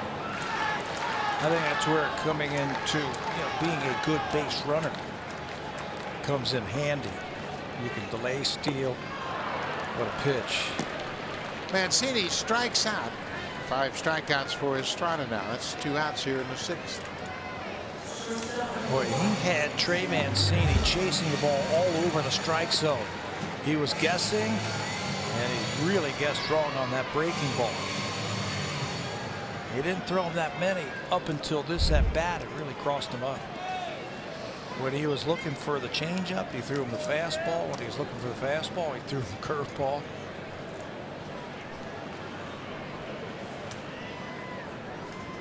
Jim Beckham, he walked his last time up. He takes a fastball upstairs for ball 1.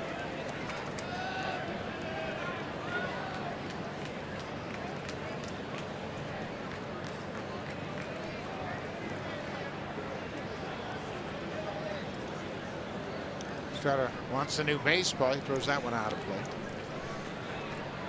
Bottom of the 6th inning, the Orioles have a 1-0 lead. That solo home run by DJ Stewart in the 3rd inning, the only run of this ball game.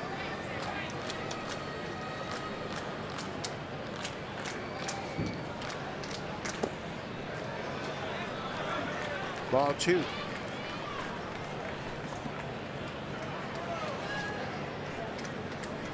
Danny Barnes is ready for the Blue Jays down in the bullpen. He has been throwing, and he's had plenty of time to get ready.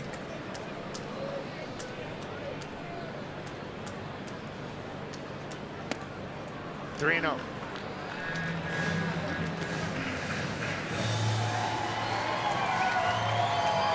Renato Nunez, the third baseman, is on deck. Miguel Castro's starting to warm up. 3-0. They might turn him loose here. Beckham has been known to hit his share of home runs. They might give him a chance to swing.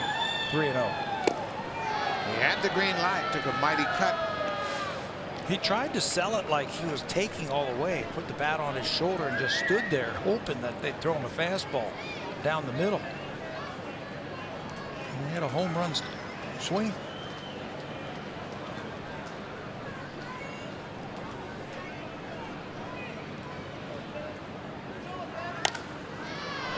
Popped up, headed toward the seats along the first baseline, and that's going to be out of play.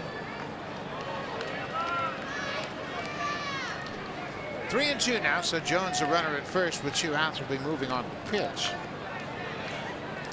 If Beckham can reach base, Nunez would be the batter, and you just wonder if the Blue Jays might make a pitching change if Estrada loses Beckham here. Inching closer to 100 pitches. If he does lose him, he's handled Nunez pretty easily tonight. Beckham gets jammed. Gurriel from short makes a nice play, throws him out. That'll end the inning. Estrada gets out of it. He gives up a single and nothing more. 1-0 Baltimore after 6.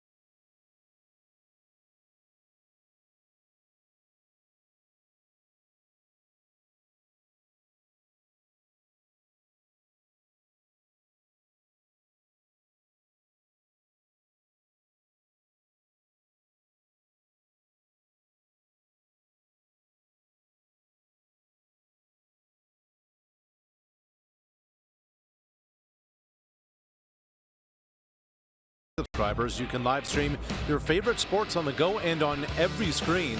Go to snnow.ca and sign in with your TV provider to start watching today. Marco Estrada, 6 innings. He trails 1-0. When he came off the field after that last half inning, John Gibbons is there to shake his hand. That generally indicates his night is done. But quite a turnaround from his previous start when he threw just 55 pitches against the Yankees. Was out of the game in the 3rd. Estrada was on his game. The only blemish tonight, the solo home run to DJ Stewart. Good use of the fastball, and then that changeup, of course, is always there for him. So he finishes the 6th inning. Looks like his night is done. Mike Wright's night is done also for the Baltimore Orioles, as they have gone to the bullpen once again. This is Miguel Castro, 2-7. 403 earned run average in 61 games. He has worked 82 2/3 innings out of the bullpen. First pitch slider to Aledmys Diaz. It'll be Diaz, Hernandez, and Devin Travis.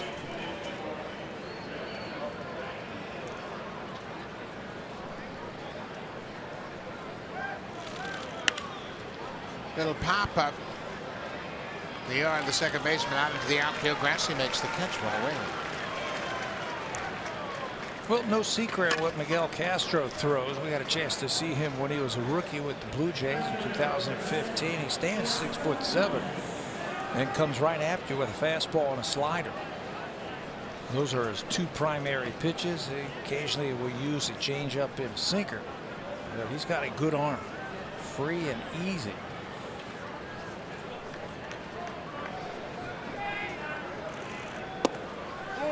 Castro was 20 years old when he first came up with the Blue Jays. That was in 2015. And then he started out as the closer. He had 4 saves that season, then was sent back to the minor leagues. And later on that summer, he was traded to Colorado in that big trade on July 28th. And got to Blue Jays, LaTroy Hawkins and Troy Tulowitzki. Two veterans that put the Blue Jays over the top. They had to give up a couple of good arms in Jeff Hoffman and Miguel Castro. Jose Reyes, of course, the shortstop, went to Colorado. Also in that trade. Ball on a strike to Hernandez. Castro missed his spot, but it was a hard slider upstairs. Yeah, that's where he gets into trouble when he starts to spray the ball around the strike zone. I mentioned he has 55 strikeouts, but he also has 50 walks coming into this outing tonight. Hernandez swings and strikes out on that hard slider. 2 quick outs for Castro here in the 7th. And you can basically eliminate pitches and just look fastball slider. That time he reached back for a little something extra and says, I got to throw this ball off the plate, and he gets the check swing. 7 times Oriole pitchers have struck out Blue Jays tonight. Slider for ball 1 to Devin Travis. Devin is 0 for 2. Blue Jays with just 3 hits in the game.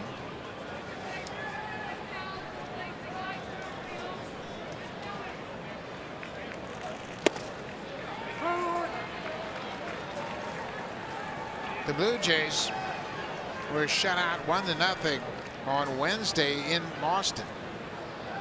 And Sanchez, David Price hooked up in that game. Only run that scored on a wild pitch.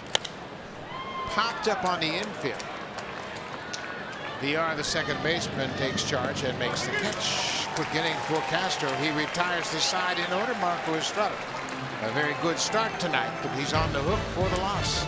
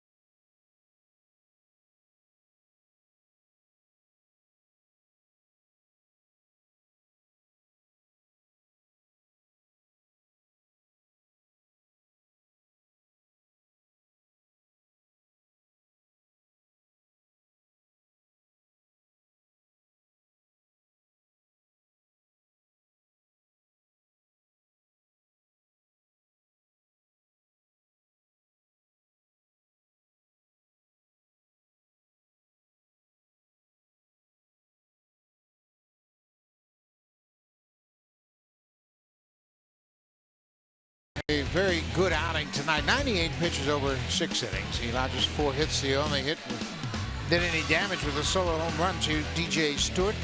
Quite a bounce back after going just 2 2/3 last time out, giving up 8 runs on 6 hits to the Yankees. Yeah, 6 innings for Marco. That's always a good sign when he is pitching that well. 4 hits, an earned run. That was it. He will give way to Danny Barnes. It's the first time that we have seen Danny in this series. He last worked 2/3 of an inning against the Yankees on the 15th. Gave up a couple of hits and 3 runs. He is 3-3. He won that third game. His third win of the season came against Cleveland, which ties his career high. He also had 3 wins last season. Spent some time on the disabled list with some knee tendonitis. Renato Nunez, the number 7 hitter in the Orioles lineup. He's 0 for 2. It'll be Nunez, Stewart, and Wins for the Orioles. Bottom third of their batting order. 1-0 Baltimore.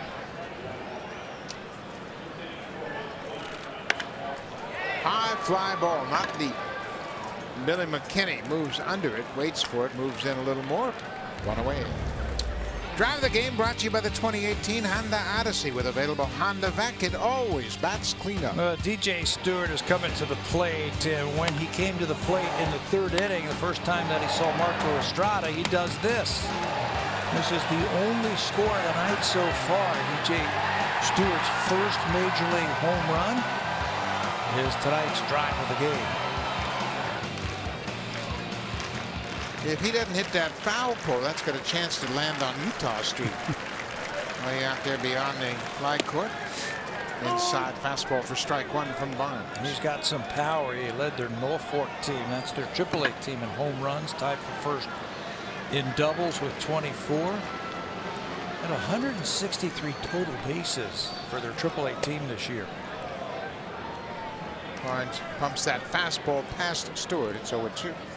Tim Mason, boy, he's been throwing the ball well lately. He's starting to heat up.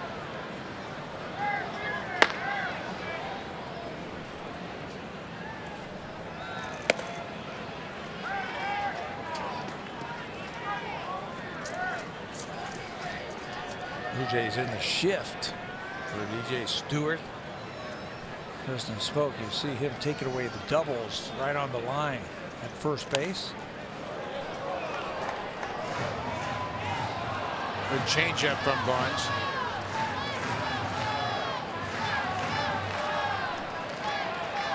Danny's had knee problems, and it's forced him on the DL, as Pat mentioned, but he's still not quite 100% yet. Yeah, and he said he won't be 100% until he has it looked at in the off season.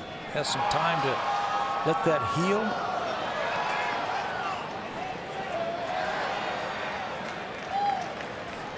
I hope the dreaded S word isn't in their surgery. And that might be something that they might have to look into in the off season. It's just above his knee. 1-2 pitch. Breaking ball. He doesn't throw many breaking balls, but that one was down for a ball. It's now 2-2.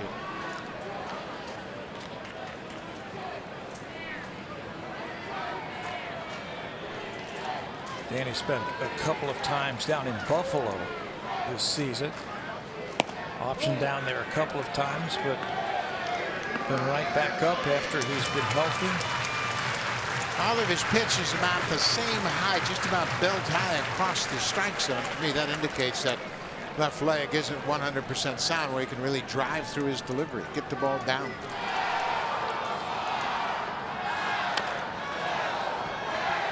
See him hobble off that mound that time when he landed. That's another reminder that he's just not 100% trying to pitch through it. Watch the finish here. It's a good pitch, but watch his reaction when he comes down off the mound. You can see he's favoring that leg just a little bit. 3-2 to Stewart.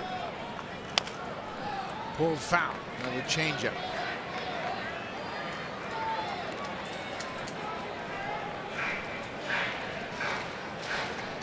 Jamie Campbell's been following the Yankee Red Sox game in the bottom of the 6th. It's 4-1 New York.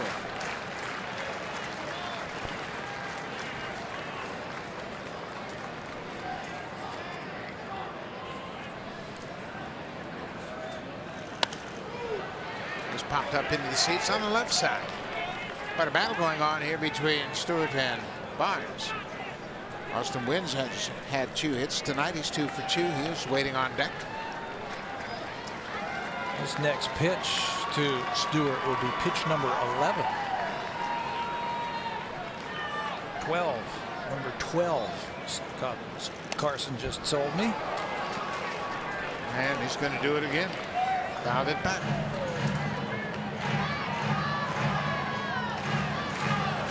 What a battle.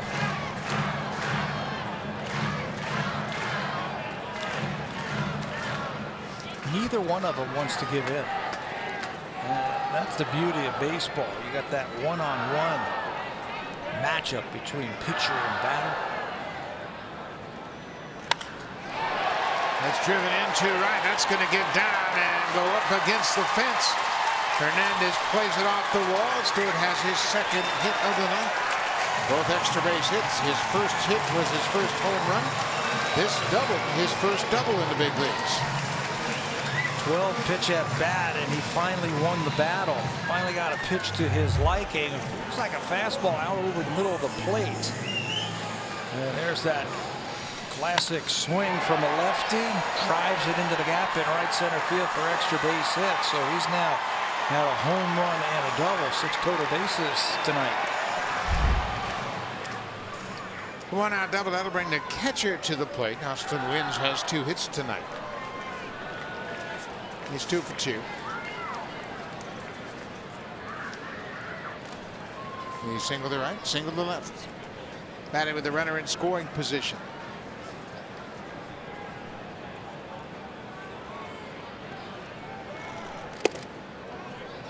First pitch strike from Barnes.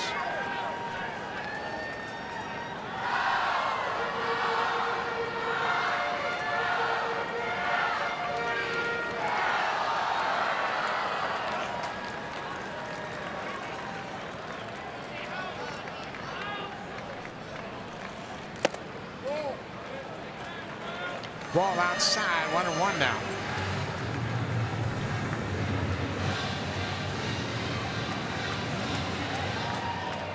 Wynns in his rookie season has never had 3 hits in a big league game. Tonight, 2 hits for the 6th time this season. Changeup just off the plate outside.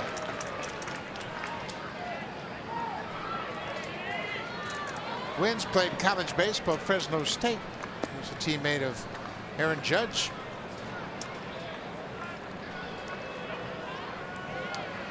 Pretty impressive. Both of them ending up in the American League East. Changeup in the dirt, blocked by Maley. Judge is back, isn't he? Judge is back. The Judge is back. I think he was playing in the outfield and then DHing.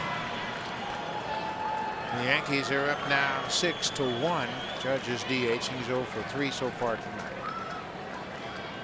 And Duhar with his 25th home run of the season. Luke Voigt has hit 2 home runs, both off Price. And Wynns strikes out. Looked like the high changeup got him, and he broke his bat. That was a 3-1 pitch that was swung through and broke his bat. How do you do that? Had to be broken before he went to home plate. I thought that he had just 1 strike on him and started to walk away. Why would he walk away? Take a look at this last pitch.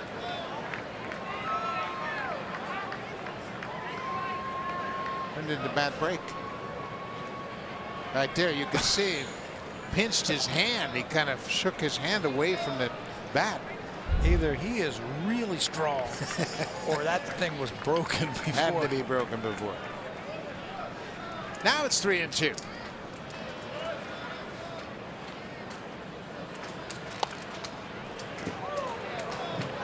It's very unusual. You don't see this very often. I saw Glenn Braggs do that. Remember Glenn Braggs, how big and strong he was? He had a check swing where he broke his back. Jim Rice, I think, did it also. Those were some big guys. I would not put Austin Wynns in that category. Now, those big fellas you mentioned could really generate a lot of bat speed, and then they check their swing, and the bat just broke in 2. High fly ball hit to right field.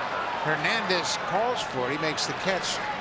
Tagging is Stewart. He'll move over to third on the long fly ball out to right.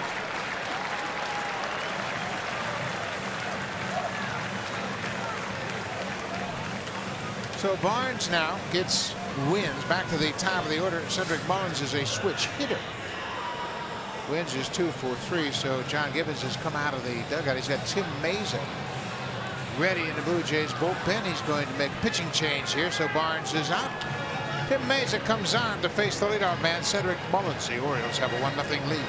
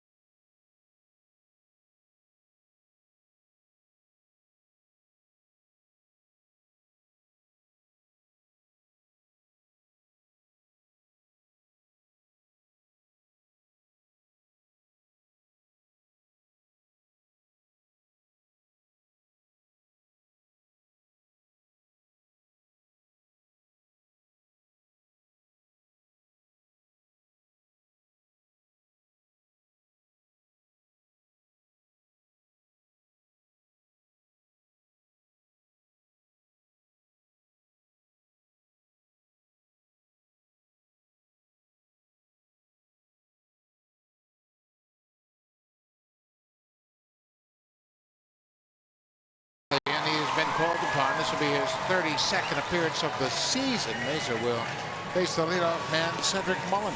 You know, I asked him a couple of days ago, I said, what's the difference between Tim Mesa now than the one we saw earlier this season? He says, you know what? Just believe. I believe in myself now. I believe I can get major league hitters out. He's starting to throw a little bit of a two-seamer that he'll use early in the count. And he says, I match up really well with my slider to right-handers. I'm trying to throw it to their back leg and trying to get the strikeout, which he did the other night when he came in to the game. He had 3 strikeouts to end that ball game. But he's a different pitcher, and I think confidence has a lot to do with how far he's come this year.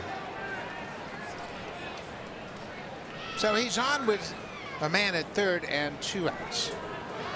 That slider has been a wicked wipeout pitch for him. Cedric Mullins. There's that slider on the first pitch. Yeah, and to righties, he says, I really match up well with right-handed batters because my slider, I can throw it right down underneath the bat. I'm going for the back leg. He has come in and has done an outstanding job lately. Another swing and a miss. He struck out Mullins Monday night, part of a 3-strikeout inning for Mesa. He struck out all 3 batters he faced in the night. He hasn't given up an earned run in a month. Last earned run he gave up was back on August the 19th versus the Yankees. Breaking ball. Cast is into left field. Third comes in to score, and Mullins gets a no-chew breaking ball. And he hits it into left field for an RBI single. Went to the well once too many times. Yeah, big difference between this slider and the first 2 he threw that were out of the strike zone. That one caught too much of the plate. Maybe you set it up by throwing a high fastball or a fastball in or a fastball away off the plate. You set it up for that next pitch, caught too much of the plate, and the Orioles get an insurance run. First hit for Mullins. He's 1 for 4. Joey Rickard fouls off the first pitch. Taylor Guerrero first thing up now for the Blue Jays. The run will be charged to Danny Barnes. Stewart had the double, moved to third on the flyout, and scores on the base hit.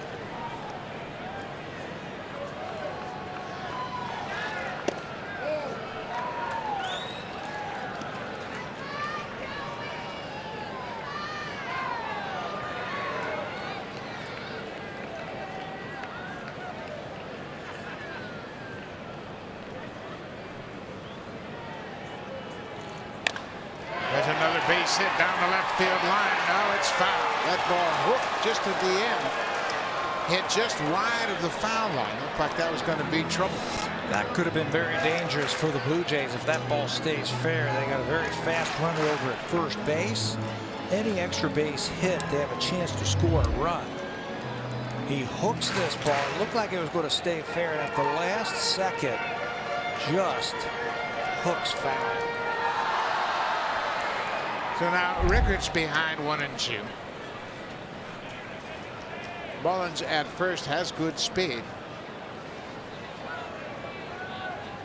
And Mesa will check in on him over at first. Mullins has just one stolen base. He's 1 for 3 in his young career.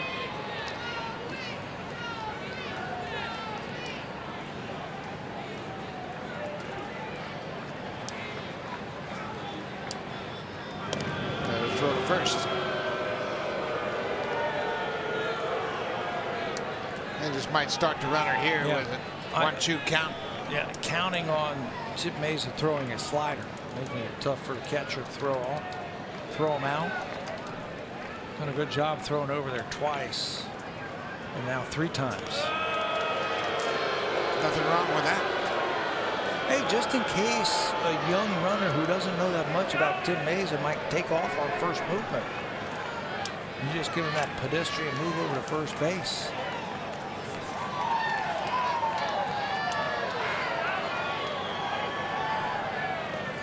There's a slider and the strikeout. Ball's in the dirt. Manley throws to Smoke to complete the strikeout. But a 2-out single by Cedric Mullins off Tim Mesa has improved the lead to 2-0 for Baltimore as we go to the 8th.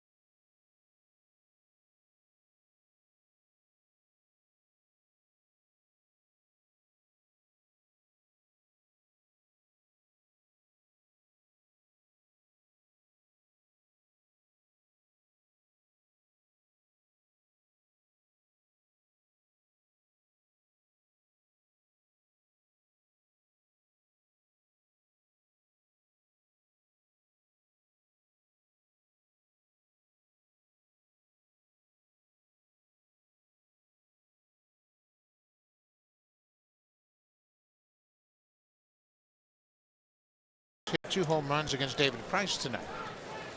So it's a 2-0 game. Jace Peterson comes into the ballgame defensively at third base for Renato Nunez.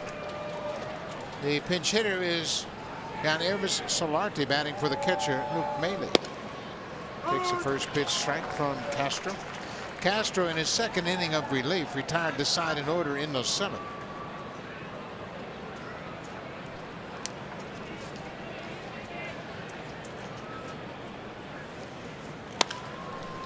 Ground ball to Peterson. He gets a ground ball immediately. That's the first out of the inning.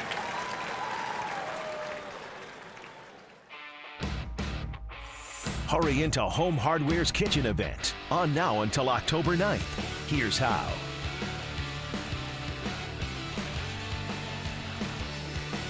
Dempsey's. Rick Dempsey, of course, the longtime catcher for the Orioles, part of the restaurant beyond the right field fence.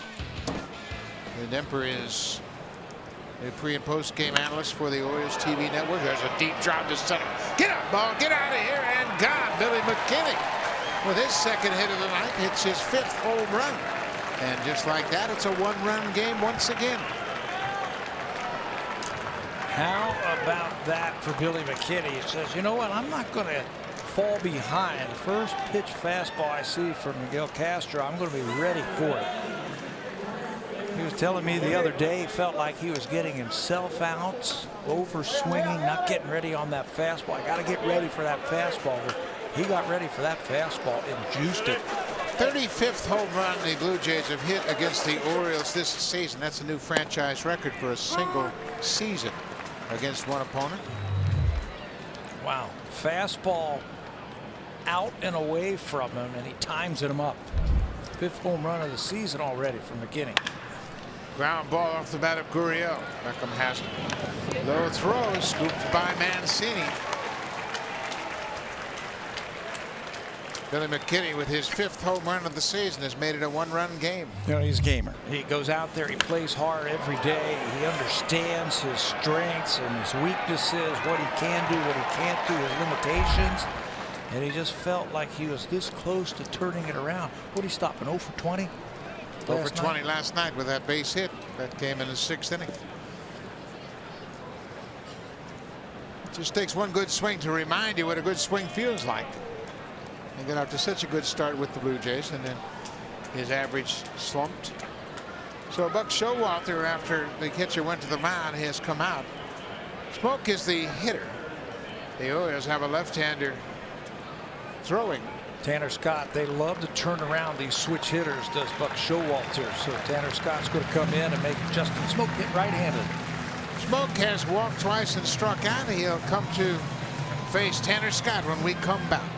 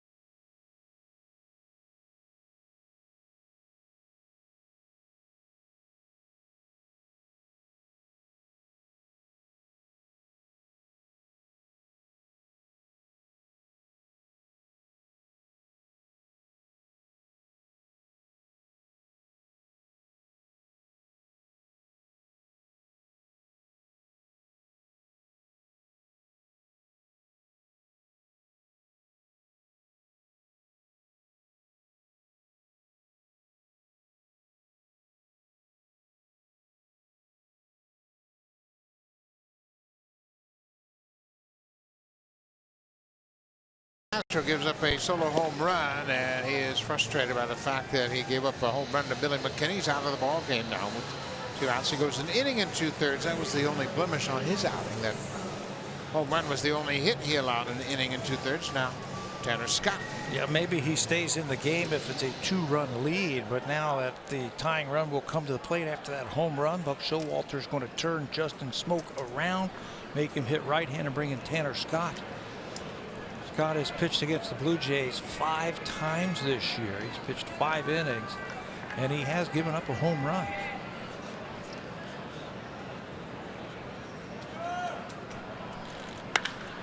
Well, goes after the first pitch. It's a high fly ball. It's going to stay in the ballpark. Mullins makes the catch. Tanner Scott needs just 1 pitch to end the inning. Now time for a Blue Jays Central update. Here's Jamie Campbell with Joe Siddle and Kevin Barker in the Samsung broadcast studio.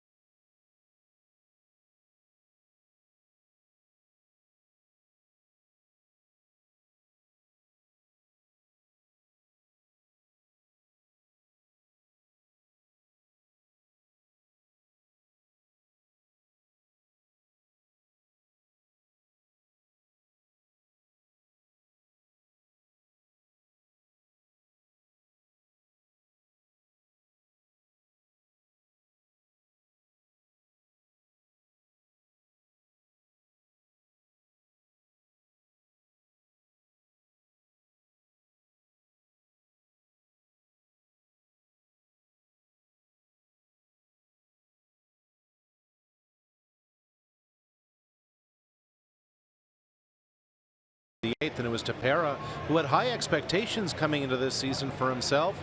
He admitted today that he didn't quite live up to them. His evaluation for his 2018 campaign? Average. Tepera wants to be the 9th inning guy and knows he has to be better when taking on inherited runners late in games. He felt he was in a rhythm until he went on the disabled list before the All-Star break, and then the timing didn't go his way. Now Tepera will be back in suburban Houston this offseason with the mission to compete for the closer's role next year and live up to a better than average 2019 then, Buck. Well, that's always good for the bullpen. When you have competition for those roles, everybody gets better. You see Danny Jansen, who takes over behind the plate as Luke Manley was lifted in favor of the pinch hitter. So Jansen will handle Tepera. Tepera will face VR, Jones, and Mancini. 3, 4, and 5 in the Orioles batting order. Ryan, over the course of the season, is much better when he starts an inning clean, coming out of the bullpen to start an inning. As Rash mentioned, he's had trouble with inherited runners this season.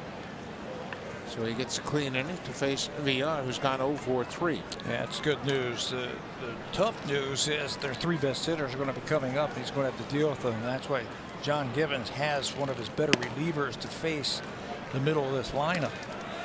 Ryan has done a good job this year. He leads the team with 16 holds. He had 18 in 2017, which led the team.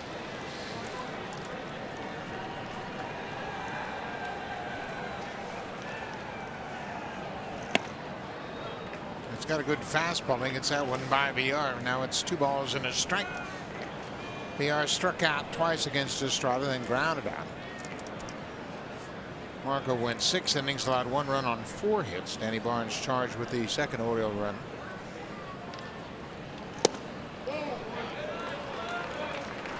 Hey, Vanover called that a ball. It's now 3-1 on VR.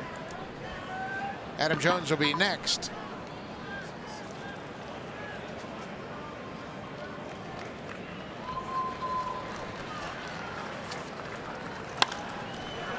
Fly ball left field.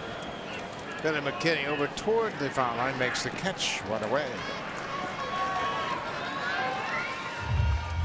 This copyrighted telecast is presented by authority of Rogers Blue Jays Baseball Partnership and may not be reproduced or retransmitted in any form.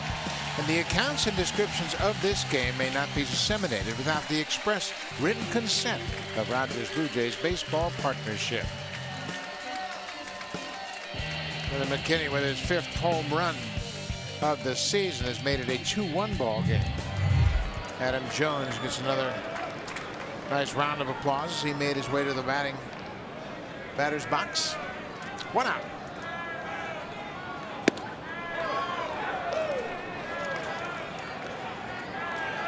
Jones is 1 for 3. He singled against Estrada back in the 6th inning. He's looking for his first hit against Ryan Tepera in his career.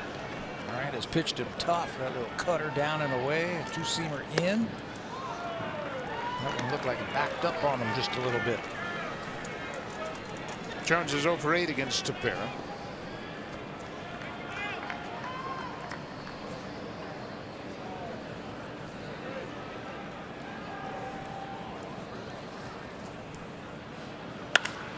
Fly ball to center field. Pilar racing back at the track. He's got room, makes the catch. Right up against the fence in center. Jones is now 0 for 9 against Tepera. I thought that Kevin Pilar may be a little busy tonight. He makes another nice catch. He backed up just a little bit as you see Michael Gibbons start to warm up, the closer. Backed up just a little bit just to give himself a chance to get back on anything over his head. Hauled that one in. 2 outs, Trey Mancini. He has gone 0 for 3 tonight with a strikeout.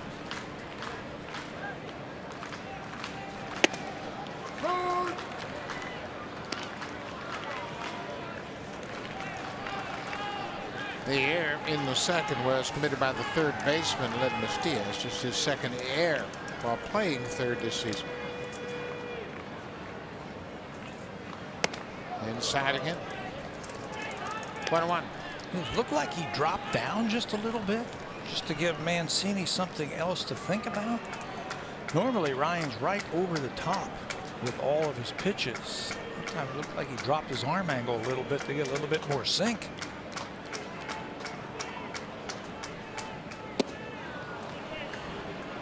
Well, there's a lot of life on that fastball, 95 miles an hour, and it took a sharp late turn at the end. Yeah, he's got some movement on that fastball. He's got some cut action to it.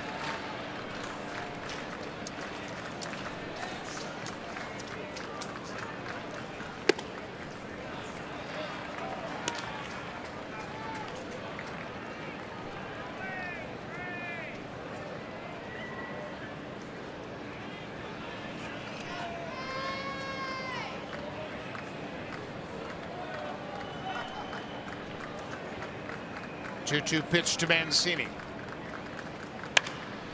It's hit hard, but foul down the right side. That bounces into the seats.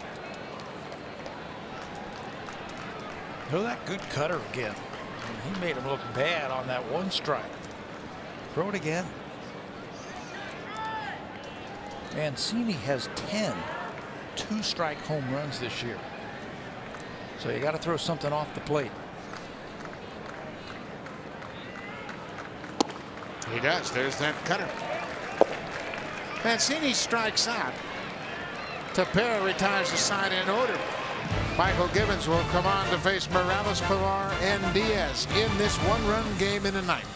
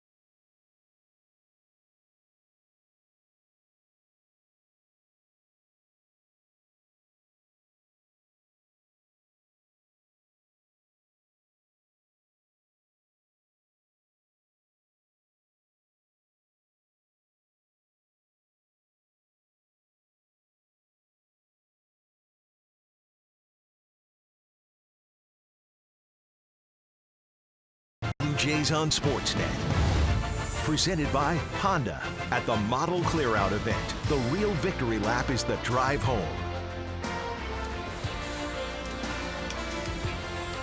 The Blue Jays have won the first two games of this three-game series. They trail by a run. It's 2-1 Baltimore as the Blue Jays are set to bat in the top of the ninth. That's the inner harbor of Baltimore. Beautiful area for tourists, and it is a couple of blocks away from this beautiful ballpark. Michael Gibbons comes into the ball game. Michael pitched in last night's game in the ninth inning, had a 1-2-3 ninth inning, a couple of fly balls and a ground ball. He is now the closer for this team. He leads the Oriole relievers in appearances and strikeouts with 74. He's got a good fastball as Morales fouls off that first pitch. Gibbons with 7 saves. He's 7 for 11 since taking over that closer's role. Of course, the bullpen, we mentioned the pretty great relievers. They traded Brad Brock, Darren O'Day, and Zach Britton, all back part of that back end of the bullpen. Yeah, Britton was a closer. Brad Brock closed when Britton was down, so Michael Gibbons is getting the first shot at it after all of those players were traded.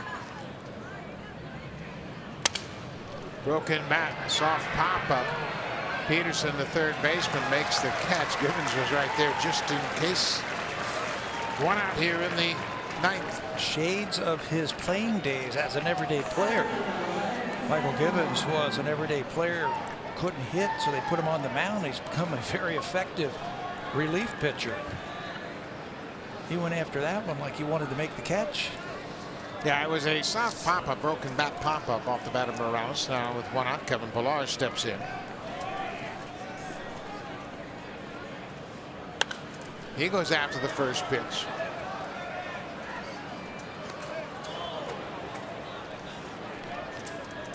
Pillar's had some run against the Orioles. As you see, Rowdy Tellez has grabbed the bat. He's out on deck. He will hit for Aledmys Diaz in this one-run game.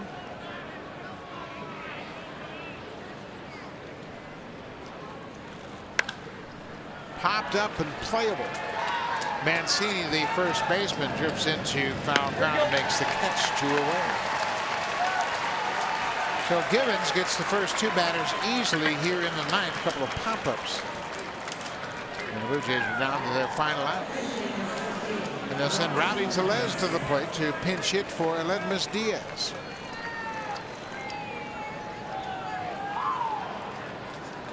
All he has done in the 12 games since he's called up is hit. He also has a home run. That was to left center field back at the Rogers Center. Tellez is 2 for 3 as a pinch hitter. And he had a good rip at that 96-mile-an-hour fastball. Yeah, you pitch him away like that, he's got some power.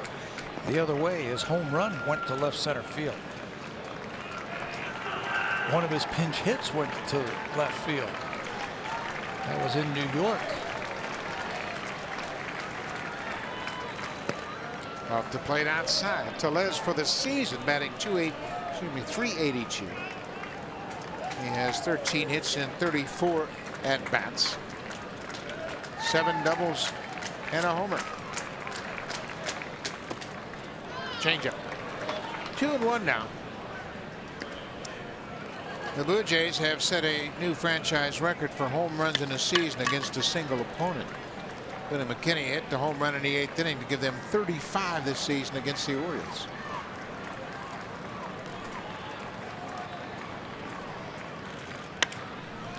Little pop up behind second base, and Beckham is there, and that's the ball game.